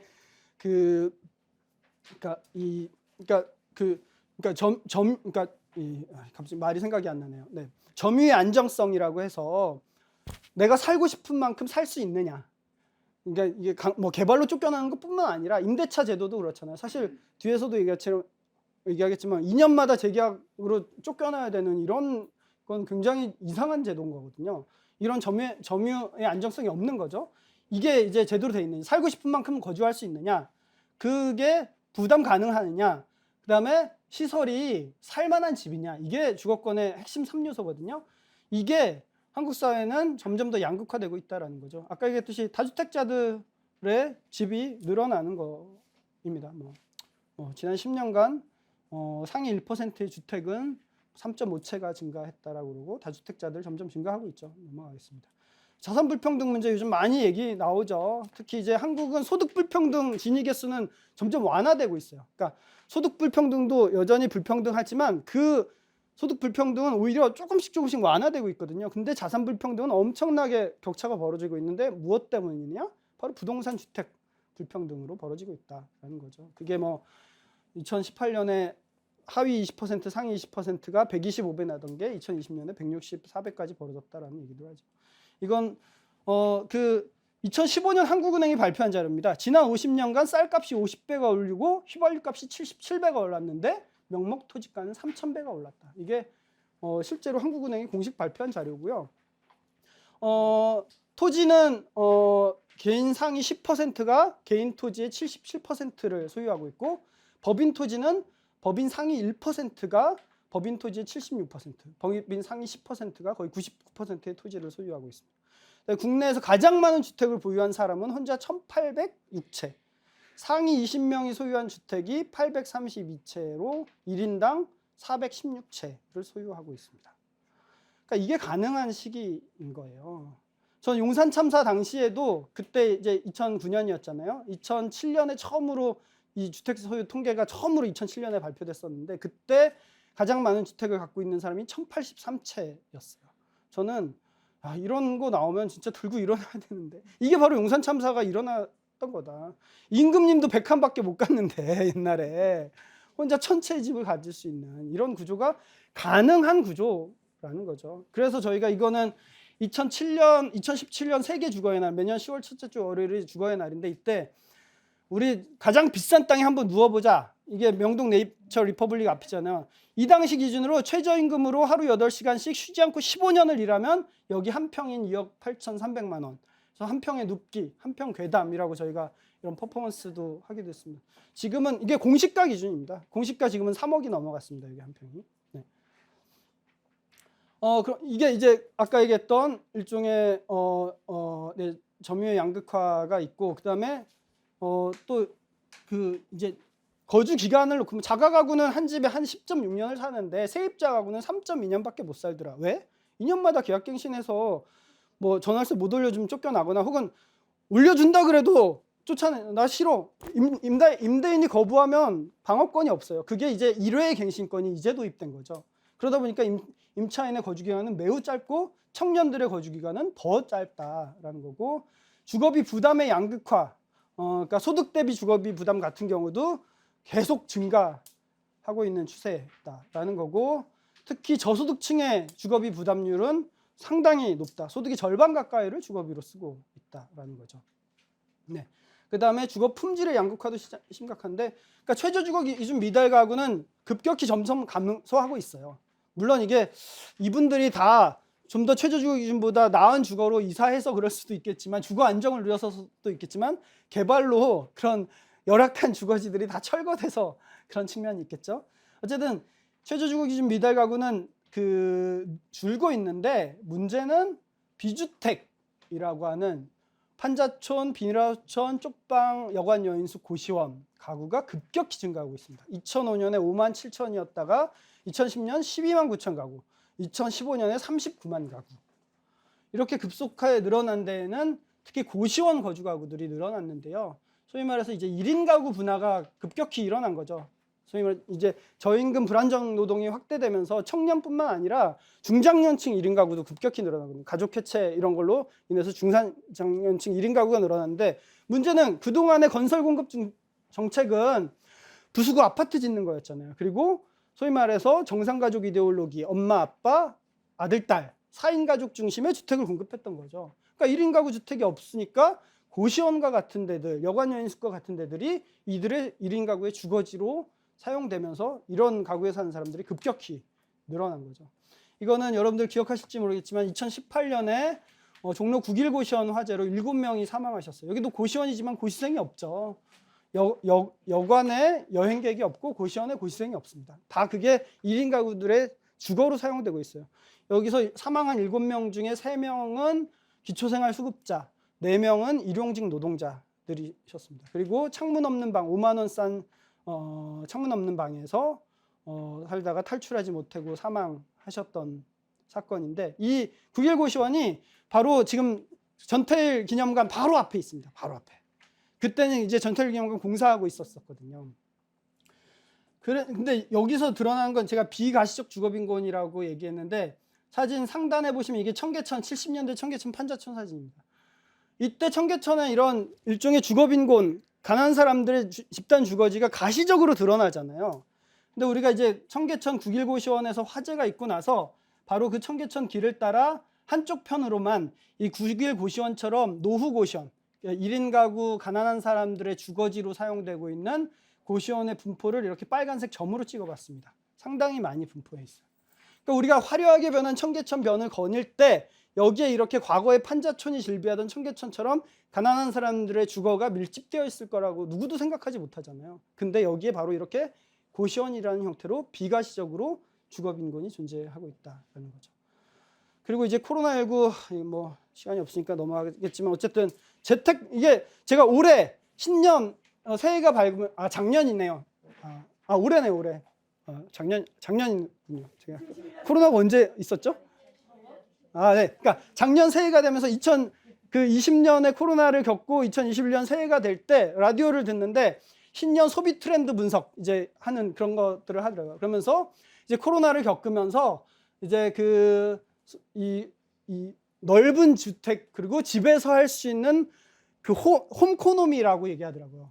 홈바, 홈트레이닝, 홈가드닝 이런 상품들이 이제 새로운 소비 트렌드다라고 분석. 일종의 이 바이러스 경제 위기에 대한 자본의 대응 전략은 바로 집을 중심으로 한 새로운 소비 상품들을 만들고 이것을 재택이 가능하고 소득이 유지되는 계층은 보다 독립적이고 안전한 집에 대한 욕구가 높아지고 그리고 집을 중심으로 할 수 있는 여러 가지 상품들에 대한 소비 욕구가 높아지는 반면 재택이 불가능한 계층들, 일자리 감소하고 소득 감소한 계층들은 이 계층들은 바로 보면 불안정 직업군에 있고 월세에 거주하고 있는 아까 이제 이분들이 주택 소유한 분들보다는 소유하지 못한 분들이 많을 거고 이미 전세보다 월세가 역전한 상황에서 월세에 살면서 비정규직 저임금 노동을 하고 있는 거잖아요. 그런데 이분들이 코로나 경제 위기로 실업을 하거나 임금이 감소하게 되면 월세 체납되면서 퇴거 위기에 몰리는 이런 식의 양극화가 발생하는 거죠. 뭐 코로나19 국가별 대응 보면 한국은 정말 이게 부실했습니다. 시간이 많이 지나서 좀 한 5분 안에 마무리하자면 저는 이제 1가구 1주택 정책도 문제가 있다고 생각해요. 뭐냐면 1가구 1주택이 뭐 월세에서 전세로 자가로 1가구 소유를 정점으로 달려가는 정책이잖아요. 그러다 보니까 정책이 어디에 집중되느냐? 집을 소유하고 있는 사람과 정부가 조금만 지원해 주면 집을 살 수 있는 그 사람에게 집중되는 방식이에요. 자원이. 그런데 정작 그다음에 뭐 표에 보시겠지만 연소득 1,000만 원 이하 가난한 사람들은 주거급여라는 정책의 보조가 있다면 일종의 비정규직 그 소득이 있는 그 계층들에 대한 정책은 거의 전무합니다. 주거와 관련돼서. 그거보다 더 소득이 있는 계층에게 각종 대출 상품들이 적용이 되는 거죠. 그러기 위해서는 이제 중요한 정책은 결국은 핵심은 공공임대주택 공급하는 거랑 공공임대주택으로 다 커버가 안 되니까 민간임대주택에 대한 사회적 통제가 필요하다라는 겁니다. 그게 임대차 보호법인데 한국은 이제 미약하게 30년 만에 갱신이 그 제도화 된 건데 보통 이제 외국은 이제 이게 1960년대부터 소위 말해서 갱신권, 그러니까 계속 거주권 이 돼 있고 임대료 규제 장치들은 이미 오래전부터 있어왔고 공정임대료제도 혹은 기준임대료제도, 표준임대료제도라는 것도 도입되어 있습니다. 독일이 최근에 막 이 주택 그 사회화 투쟁도 하고 그거 막 통과되고 이랬지만 독일만 예를 들어보자면 그러니까 이래요. 저도 외국에서 공부하거나 이런 사람은 아니까 외국에서 그 유학하던 분들이 한국에 와서 그런 얘기 하시더라고요. 자기가 가난한 유학생으로 부부가 둘 다 가난한 유학생 생활을 할 때는 유럽이나 이런 나라에서 영국이든 거기서 처음에 집 구하는 게 좀 어렵지만 집을 한 점 구하면 자기가 10몇 년 공부할 동안 한 번도 집 걱정해 본 적이 없다는 거예요. 또 어떤 사람들은 거기 가서 처음에 집 구할 때마다 여기는 갱신 기간이 몇 년이 됩니까? 이렇게 얘기하면 그 사람들이 what? 황당해한대요. 갱신 기간이란 개념 자체가 없어요. 기본적으로 특히 대륙법 전통을 갖고 있는 나라들은 노동계약과 임대차 계약은 거의 같은 그 동급의 체계를 갖고 있어요. 그러니까 그 평생 고용이 기본인 거잖아요. 거기에다가 그 단기적인 고용이나 비정규직 같은 게 예외적인 것처럼 그게 이제 신자유주의 때문에 확대되는 거지만 임대차 계약도 마찬가지인 거예요. 기본적인 계속갱신인 거예요. 아주 예외적인 경우에 계약 기간을 한정하는 거고 여기에서는 이 세입자가 특별한 임대료가 연체되거나 막 집을 심각하게 파손되거나 이런 잘못을 하지 않는 이상 계속 거주할 수 있습니다. 세입자가 원할 동안. 그러다 보니까 독일 같은 경우 세입자 평균 거주 기간이 12.8년. 아까 한국은 몇 년이라고 그랬죠? 3.2년. 네. 20년 이상 한 집에 거주한 세입자 비율도 전체 세입자의 22%. 그러니까 계속 거주할 수 있는 권리가 있는 거죠. 이게 최근에 10년 사이에 베를린 같은 경우 임대료가 급등하면서 이게 이제 부동산 다국적 기업들이 그러니까 이런 여러 그 규제 장치들이 있는데 거기에 예외 조항들을 활용해 갖고 예를 들어서 막 리모델링을 하고 그러면 임대료 규제를 벗어날 수 있게 하니까 기존 주택들 막 매입해서 리모델링해서 비싸게 올려받고 막 이런 걸 다국적 기업들이 하면서 막 올라가니까 이제 막 엄청난 시위들이 일어나고 그러다 보니까 막 이런 국민투표까지 하고 이랬던 건데 어쨌든 이렇습니다. 네. 그리고 여기는 100년 된 세입자 협회가 막 여러 개씩 있어요. 그래서 세입자들이 조직화되어 있기도 한 거죠. 네, 그게 이런 임대료 규제 장치나 갱신권 같은 경우는 외국의 국가들 특히 미국도 대도시 중심으로는 오래전부터 이런 임대료 규제 장치들을 갖고 있었습니다. 근데 한국은 이제 한 1년 전에 전월세 상한제라는 게 처음으로 도입된 거죠. 그거 갖고 지금 난리가 났다 그러고 윤석열은 그 2년 전으로 다시 되돌리겠다라고 얘기를 하고 있습니다. 그래서 이런 민간임대주택에 대한 사회적 통제가 필요하다면 역시 중요한 정책은 공공임대주택이라고 저는 생각합니다. 한국의 공공임대주택이 이제 30년 됐습니다. 89년에 200만 원 건설 계획으로 영구임대주택 정책 발표하면서 최초로 도입된 거죠. 물론 그 이전에도 임대주택이라는 이름으로 공급되긴 했지만 그게 1년 후 분양, 2년 후 분양 막 이런 식이었던 거고 이런 그 장기 공공임대주택은 이때 처음으로 도입됐고 이것은 바로 80년대 철거민들의 투쟁과 희생의 결과다. 그때 철거민들이 싸우면서 공공임대주택 공급하라라는 요구들을 했었던 거고 그게 제도화 됐던 거고 이제 의무화됐던 거죠. 네. 이게 이제 한국에 처음으로 공급된 장기 공공임대주택 번삼동 영구임대주택입니다. 지금도 있고 당시에 이렇게 막 그 안에 작업장까지도 설치해서 그러니까 해외의 사회주택 모델을 따서 지었던 거죠.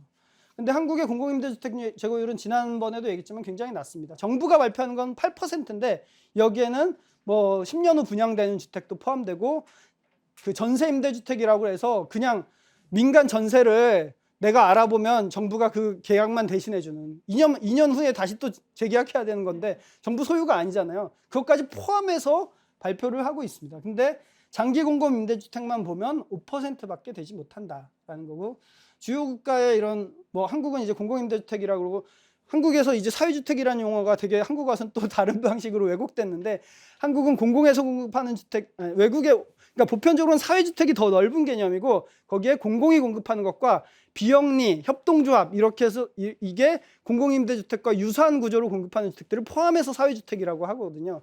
한국은 이제 사회주택은 뭔가 민간의 비영리 사회적 기업들이 공급하는 주택만 사회주택 이렇게 잘못 이제 한국에서는 이제 그렇게 제도화돼서 약간 혼동되지만 어쨌든 그러니까 한국의 공공임대주택이라고 할 수 있는 유럽 외국의 사회주택은 보면 주로 이제 그 복지 선진국이나 유럽 같은 경우는 한 20% 전후를 차지하고 있다라는 거죠. 요거는 이제 이 사회주택 얘기할 때 오스트리아를 많이 얘기하는데 제가 코로나 팬데믹 전에 주거단체들하고 독일 세입자 협회를 만나고 오스트리아 빈 사회주택을 견학하고 왔습니다. 이거 제가 직접 찍은 사진인데요. 네. 뭐 해외 이런데 사회주택 어떻게 공급됐는지는 좀 넘어가더라도 이게 이제 그야말로 그 공화정 해체하고 그러니까 왕정을 해체하고 공화정이 들어서면서 이 베를린 시 같은 경우는 처음으로 사회민주당 당시 중에 사회주의 정권이 들어선 거죠. 그러면서 대규모 레드비엔나 프로젝트라고 해서 대규모 사회주택 공급 정책을 펼치기도 했었다. 그때 컨셉은 노동자 군정, 인민 궁정이라고 해서 과거에 왕정 시대 왕만 궁정에 샀는데 노동자들도 궁정에 살아야 된다면서 일종의 노동자 군정 컨셉으로 이런 사회주택을 건설했었다라는 겁니다. 그래서 이게 지금 사진이 칼막스 호프, 그다음에 라벤호프라는 건데 호프는 이제 중정과 같은 거가 있는 거예요, 집마다. 일종의 한국에서 뭐 광장 어쨌든 중정 이런 것들이 다 있고 이게 지금도 100년 전에 지어진 데인데도 지금도 임대주택으로 쓰여 있고 너무나 멋있잖아요.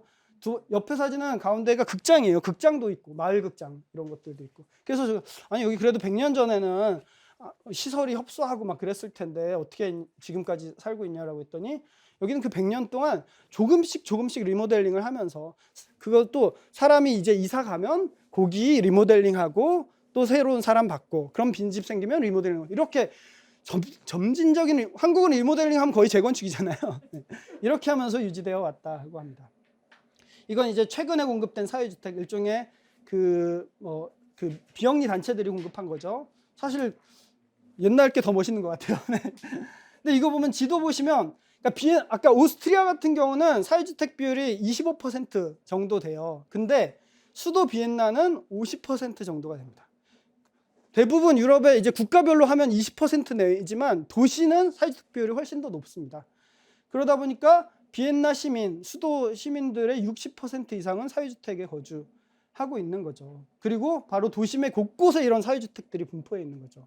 근데 한국은 장기 공공임대주택 5%밖에 안 되니까 100명 중 5명이 공공임대주택 산다는 거잖아요. 그러다 보니까 공공임대주택에 대한 낙인 효과 같은 것들도 발생하는 측면이 있는 거죠. 어쨌든 그러면 어떻게 공공주택을 확대할 거냐 뭐 저 잘 모르겠지만 몇 가지 요즘 많이 얘기 나오는 것 중에 하나는 문제는 이제 대규모 택지 공급 방식으로 공급하려면 택지가 있어야 되잖아요. 근데 공공 택지가 없어요. 한국은 30% 정도 되나요? 지금 있는 게 30%? 네, 그 정도도 안 되죠. 아 그래요? 네. 그러니까 공공 다 땅 팔아먹었거든요. LH 너네 부채 문제 해결하라고 예전에 정부 때부터 막 이명박 정부 때도 막 이렇게 하니까 땅 팔아서 부채 해결했거든요. 공공택지들. 공공택지가 없어. 근데 신도시 한다면서 강제 수용해서 공공택지를 조성해. 근데 그렇게 조성한 택지에 지금 법률상으로는 그 35% 이상 공공임대주택, 나머지 25% 이상 공공분양, 40%는 민간 매각할 수 있게 돼 있어요. 공공분양도 공공이 짓지만 결국 개인 소유로 귀결되는 거잖아요.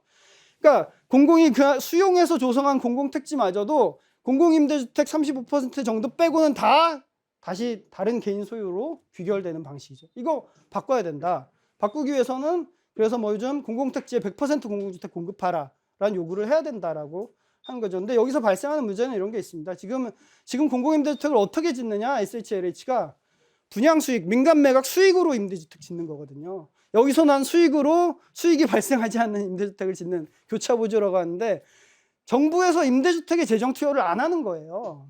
너네 돈 벌어서 임대주택 지어라 라고 하는 건데 재정 투입해야 된다. 그래야지 공공택지 100% 공공주택 공급된다라는 거고요. 또한 그래서 저희가 요즘 운동으로 주창하는 게 공공이 소유한 서울 도심의 가장 넓은 택지가 바로 용산 정비창입니다.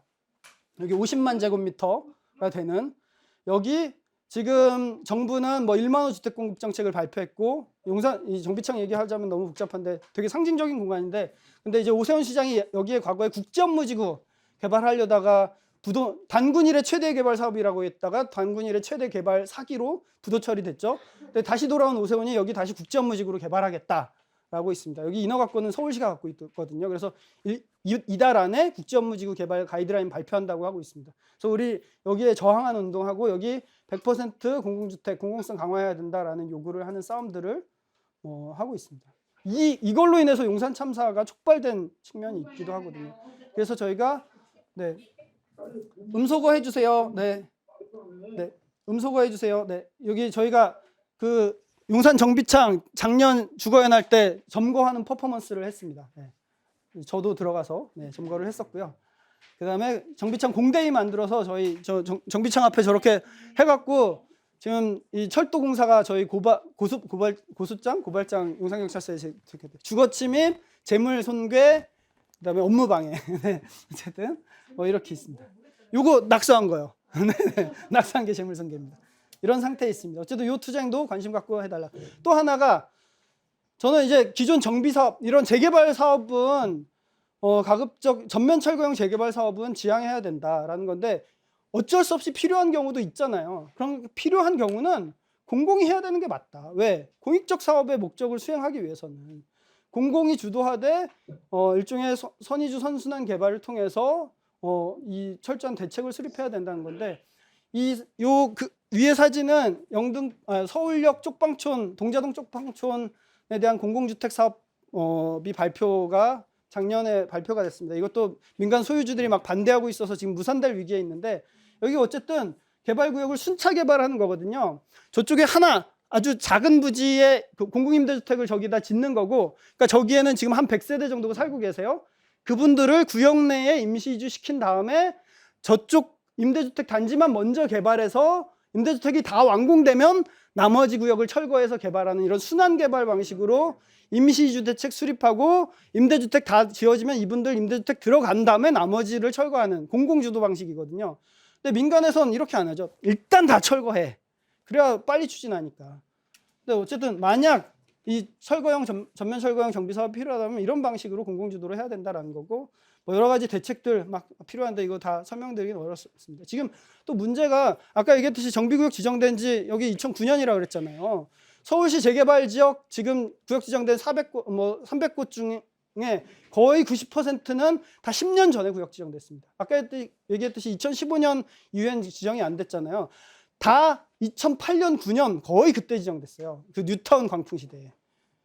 근데 지금 재개발 법적 세입자 대책은 어떻게 되어 있는지 아세요? 정비구역 지정 공람 공고일 전부터 거주한 세입자만 대책 대상입니다. 무슨 말이냐? 지금으로부터 최소한 10년 전부터 지금까지 계속 거주하고 있는 세입자만 대책 대상이 되는 거예요. 그러니까 대부분의 세입자들이 대책에서 배제되는 거죠. 이런 문제들이 발생한다. 그다음에 임대주택 여기 아까 얘기했듯이 재개발 지역의 세입자 비율이 70% 이상이거든요. 그때 뉴타운 시절에는 뭐 73%라고 조사되기도 했는데 거의 70~80%예요. 세입자 비율이. 근데 여기에 짓는 임대주택은 지금 서울은 15% 의무 비율 되어 있거든요. 그러니까 사실 세입자들도 대부분 못 들어오는 거죠. 근데 재건축은 아예 임대주택 공급 의무 비율이 전혀 없습니다. 그래서 재개발 임대주택 의무 비율 상향이나 재건축 임대주택 도입 이런 거 필요하다. 그러니까 재개발 재건축 구분 못 하시는 분들도 많더라고요. 우리 동네 재건축된데 우리 동네 재개발된데 하는데 이게 그냥 혼동돼서 사용하는데 사실 이게 다른 말인데 뭐 그 얘기까지 오늘은 다 못할 것 같고. 네.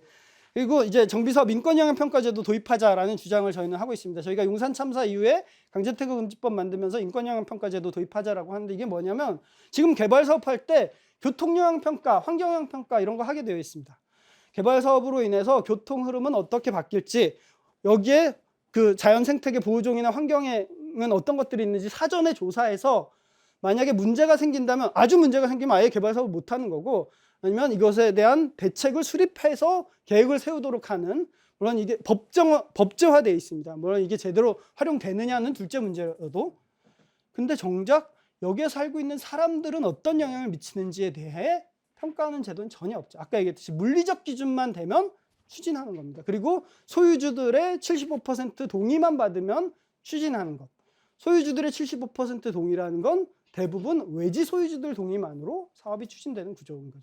정작 살고 있는 사람들에 대한 이 개발 사업으로 어떤 영향을 미치는지, 교통은 어떤 영향, 환경은 어떤 영향을 미치는지 사전에 평가하면서 사람들에게 어떤 영향이 미칠지는 사전에 전혀 평가하는 수밖에 없다. 이거 도입해야 된다라는 주장도 하고 있습니다. 네.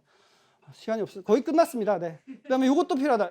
근데 이제 대규모 택지 개발이나 또 서울만 놓고 보면 재개발 방식으로 하는 건 아니잖아요. 이렇게 주택 공급하는 거는 정답이 될 수 없잖아요. 공공임대주택 공급을.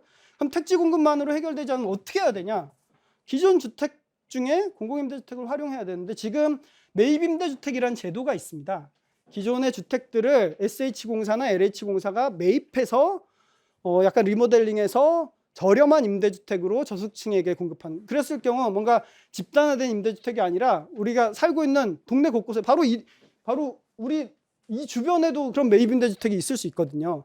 그런 데에 이제 한 동씩 다가구 다세대 주택을 사서 임대주택으로 공급하는 거. 이것들을 좀 활성화해야 되는데 이게 좀 어렵죠. 왜? 공공이 집 살려고 하면은 공공은 어쨌든 감정평가에 의한 가격에서 사야 되는데 시세 팔려는 사람은 시세로 막 얘기하고 막 이런 것들도 있는데 그런데 프랑스 파리나 독일 베를린 같은 경우는 선매권 제도라는 거를 추진했습니다. 이 지도가 뭐냐면 2015년 파리 신년 도시 계획을 발표한 건데 프랑스 파리는 우리 젠틀피케이션 얘기 많이 하잖아요. 그러니까 뭐 도시의 고급화 뭐 이런 개념인데 프랑스는 문화 다양성 되게 중요하게 생각하잖아요. 문화 다양성을 중요하게 생각하는데 이 주택가가 고급화되면서 이곳에 부자들만 사는 고급 주택가로 바뀌니까 문화 다양성이 파괴된다. 이거 큰일 났다. 이렇게 생각하는 거예요. 프랑스에서는, 파리에서는. 그래서 문화 다양성을 보존하기 위해서 이때 신년 도시계획 발표하면서 257개 번지, 약 8천여 세대가 살 수 있는 거기를 그 구역으로 지정해서 이걸 임대주택 후보지로 지정해서 여기에서 4인간 주택 매매를 하려면 내가 집을 팔려면 우선적으로 파리 시정부에게 팔아야 돼요. 파리 시정부가 선매권을 가져요. 그래서 시정부와 이 협상을 해야 되는 거예요. 근데 이거는 시가 우리 안 사겠다라고 포기할 때까지 개인에게 매수를 못 한다고 해요. 그렇게 해서 선매권을 활용해서 시정부가 사서 임대주택으로 공급하는 방식. 그러니까 우리는 지금 일종의 매입 임대주택은 있지만 선매권을 활용하지는 못하는 거죠. 근데 선매권 제도 이게 독일 베를린도 마찬가지입니다. 사회적 보전형이라고 해서 여기도 선매권을 활용해서 최근에 뭐 베를린 같은 경우는 이런 선매권을 활용해서 2015년부터 2021년까지 약 2,300채의 주택들을 선매해서 공공임대주택으로 공급한 이런 사례들. 그래서 이런 선매권 제도 좀 강력하게 요구해야 된다. 그러면 민간의 임대주택, 다주택자들이 갖고 있는 서울에 이런 주택들 뭐 과세제도 막 연동해서 시장에 내놓을 수 있게 한다는 거잖아요. 이거 시장에 내놓는 거 또 개인이 사는 거 누가 사냐고, 집 없는 사람이 사냐고, 다주택자들이 또 사는 거잖아요. 이렇게 두는 것이 아니라 공공이 매입할 수 있게 선매권 제도 도입해서 이 다주택자들의 물량을 공공임대주택으로 공급해서 도심 내, 생활권 내 임대주택 확대해 나가자라는 겁니다. 그다음에 이제 외국은 이제 지역별 쿼터제 같은 것도 도입하고 있어요. 그래서 몇 % 이상 임대주택 공급을 의무화하는 거죠, 이 지역에. 근데 한국은 이제 그런 게 없다 보니까 서울만 놓고 보더라도 편중돼 있습니다. 임대주택 있는 지역들이. 막 용산구나 종로구, 관악구 이런 데들은 임대주택 공급 비율이 서울시 평균보다 더 낮아요. 없어요. 막 이런 식으로 돼 있는데 지역별 쿼터제로 몇 % 이상, 지역별로 뭐 20% 이상 이렇게 달성해야 된다 이런 것들 하자라는 거고.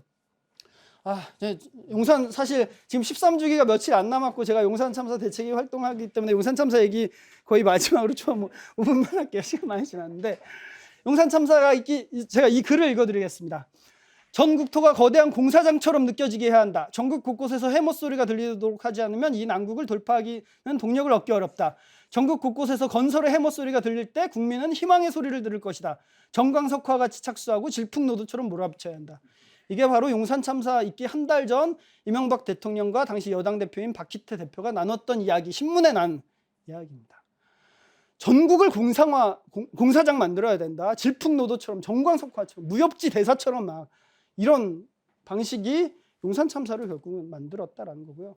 이 옆에 공문은 뭐냐면 당시 돌아가신 당시 나이 71세 이상림 열사, 이충현 위원장 아버지와 아들이 같이 막루에 올라갔다가 아버지는 돌아가셨고 아들은 살아서 감옥에 갔었죠. 그 돌아가신 이상림 씨 품에서 나온 유품인데요. 저는 이게 유서가 된 공문이라고 얘기하는데 이게 용산구청 공문이에요. 공문의 내용이 뭐냐면 이분이 뭔가 민원을 냈던 거예요. 구청에 관리처분인가라고 철거 직전 마지막 인허가 단계거든요.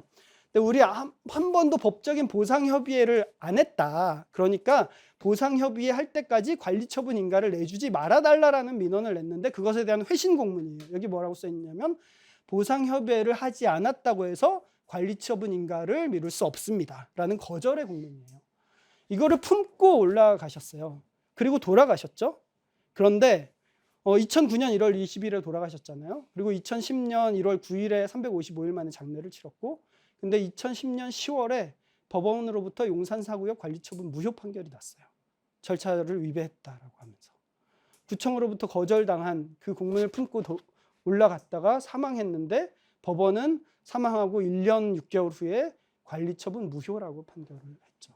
근데 그걸로 처벌받은 사람은 없습니다. 네. 무효됐으니까 다시 절차를 밟은 거예요. 그래서 관리처분 절차 밟느라 용산참사 이 투쟁 때문에 한 1년 개발 지연됐고, 관리처분 절차 다시 밟느라고 1년 지연됐고, 그러다 보니까 부동산 경기 하락 오니까 이 삼성물산이 시공비 6천억 더 내놔라라고 하니까 조합이 무슨 소리냐 못 나온다 하고 티격태격 하다가 또 몇 년이 흘렀고, 그래서 삼성 나 못하겠다 해서 계약 해지하고 그러다가 7년 동안 공터로 용산참사 현장이 방치됐던 겁니다. 그래서 주차장으로 쓰이다가 한 3, 4년 전에 롯데건설로 바뀌어서 지금 건물이 들어섰던 거죠. 그게 이제 그 용산 참사 현장은 지금 용산 센트럴파크 해링턴 스퀘어라고 하는 아주 듣도 보도 못한 이름의 주상복합 단지로 변모했습니다. 여기가 그러니까 오세훈이 이번에 출마하면서 뭐라고 했냐? 용산 참사의 본질은 세입자의 폭력 저항의 본질이다. 그 다음에 용산은 서울의 마지막 기회의 땅이자 100만 평의 선물이다. 용산 일대의 개발과 제2의 한강 르네상스 추진하겠다. 그래서 정비창 개발과 막 이런 거 발표했습니다. 그런데 용산 센트럴파크 해링턴 스퀘어 용산 참사 현장은 제가 찾아봤는데 작년에 아파트 매매가가 22억에서 62억, 전세가가 16억에서 22억입니다. 중대형 평수의 주상복합.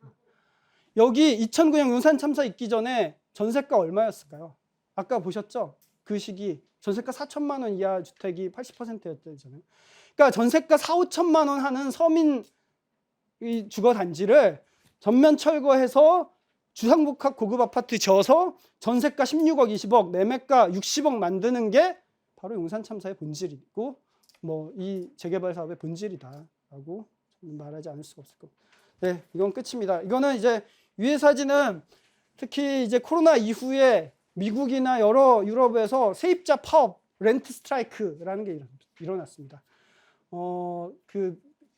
뭐죠? 소득 없이 집세 없다. 뭐 이렇게 하면서 그다음에 세입자 협회들이 조직됐었던 것들. 그리고 뭐 아시듯이 독일 같은 경우는 주택 사회화 이 투쟁들이 있었죠. 이게 참 부러운데 밑에 사진은 뭐냐면 한국도 100년 전에 바로 이런 세입자 운동이 있었어요. 이게 차가인 동맹이라고 해서 1920년대 후반 30년대 초반에 신간회와 함께 당시도 엄청난 이제 집세 문제가 심각하니까 전국 20개 도시 평양, 서울, 부산, 대구 이런 데서 차가인 동맹을 결성해서 실제로 임차료 교섭, 집주인과 임차료 교섭도 해서 임대료도 낮추고 공공주택 요구하는 싸움들도 하고 집세 낮추기 운동 이런 것들을 우리도 100년 전에 했었다라는 거고요. 그래서 저는 아까 그 주거권 특보가 얘기했던 그 사회적으로 요구할 수 있는 권리로서의 주거권 이거를 지금은 주택 문제를 다 개인의 문제로 계속 치환해 버리는 거잖아요. 이걸 우리가 사회적 권리로 요구할 수 있어야지 된다라는 것들. 그래서 저는 뭐 이게 그냥 무정형적인 시민들한테 이제 우리 주거권을 요구합시다. 이게 전 사실 그건 너무 어렵다고 보고 결국 조직된 운동, 뭐 노동 운동에서도 이제 교육의 공공성, 의료의 공공성처럼 주거의 공공성을 위한 투쟁에 함께 나서야 된다라는 것으로 마치도록 하겠습니다. 네. 마이크가 뒤집어져가지고 지금 왼목을 해가지고 뭐 아플 것 같은데 시간이 길어졌지만 그래도 혹시 질문 있으시면 질문 받겠습니다. 해주시고요. 일단 채팅방에도 질문이 올라온 것 같은데 일단 네. 다세대 주택이나 도시형 생활주택은 혹시 공공주도 개발인가요? 규제 완화도 일종의 개발 장려라고 볼 수 있는지 궁금합니다. 다세대 주택, 도시형 생활주택 공공주도 아니죠. 다 민간에게 개발할 수 있는 규제들을 완화해주면서 하는 거고, 특히 도시형 생활주택은 이명박 때 이제 더 규제를 완화해서 1인 가구 주택 지을 수 있게 더 완전히 규제를 완화해주면서 사실 막 건물 뭐죠? 건물 하다못해 자재 자체도 뭐 그 이제 화재의 취약성 있고 막 이런 것들이 되기도 했었던 거고, 뭐 규제 완화가 개발 장려냐? 네, 맞습니다. 네. 규제 완화를 통해서 더 민간에서 쉽게 개발할 수 있도록 하는 정책들을 지금 펼치고 있죠. 네. 저가집 거주의 중에서요. 그 주택담보대출 이제 비율도 혹시 아시나요? 아니요. 제가 주택담보대출 그러니까 전체 지금 그 우리 그 가계부채 지금 뭐 1,200조 막 이렇게 얘기하잖아요. 제가 알기로는 뭐 몇 년 전 통계지만 전체 가계대출의 그 거의 80%가 주택담보대출. 그러니까 은행 대출의 75% 이상이 주택담보대출이에요. 그건 무슨 말이냐? 은행은 주택 전당포 역할을 하고 있다는 거죠. 돈 벌는 집단. 그래서 저는 한국에 집을 소유한 사람이 56% 소유하지 못한 사람이 44%. 그러니까 뭐 그냥 딱 자르면 절반은 집을 소유하고 있고 절반은 소유하지 못하고 있는데, 그러면 이 주거권은 소유하지 못한 사람들의 권리의 요구냐? 그렇지 않고 소유하고 있는 사람도 사실 뭐 대부분은 자기 집인가요? 우리은행 집이고 국민은행 집이 그렇잖아요. 뭔가 집 때문에 자꾸 허리를 졸라매고 있는 이런 상황을 우리가 사회적으로 해결하기 위한 목소리 같이 내야 된다. 그래서 주거권은 좀 보편적인 권리로 얘기하고 싸워나가야 된다는 거죠. 네, 아무튼 저희 이제 시간이 좀 길어졌으니까 질문은 더 이제 안 받고요.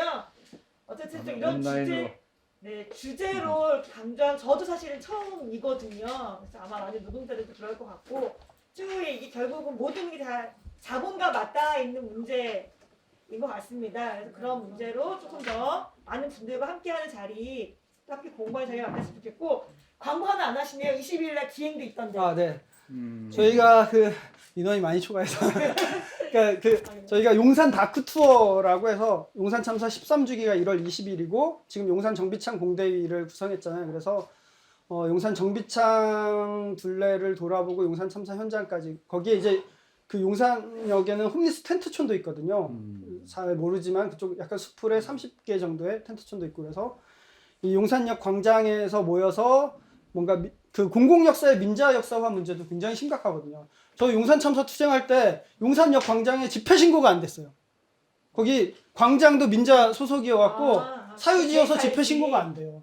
그런 공공역사의 민자 역사화는 이제 용산역뿐만 아니라 사실 굉장히 심각한데, 철도노조를 통해서 그 문제를 듣고 그다음에 넘어가서 용산역 그 홈리스 텐트촌에서 그 얘기를 듣고 정비창에 가서 정비청 얘기를 하고 용산 참사 현장으로 와서 용산 참사 얘기를 하는 이런 용산 다크 투어라는 프로그램을 22일 오전 10시에 하는데 지금 온라인으로 신청받고 있고, 생각보다 신청자가 폭주하고 있어서 마감을 한번 했다가 그래도 이렇게 빨리 마감하면 어떡하냐라고 해서 일단 월요일에 마감하려고 열어놓기는 했습니다.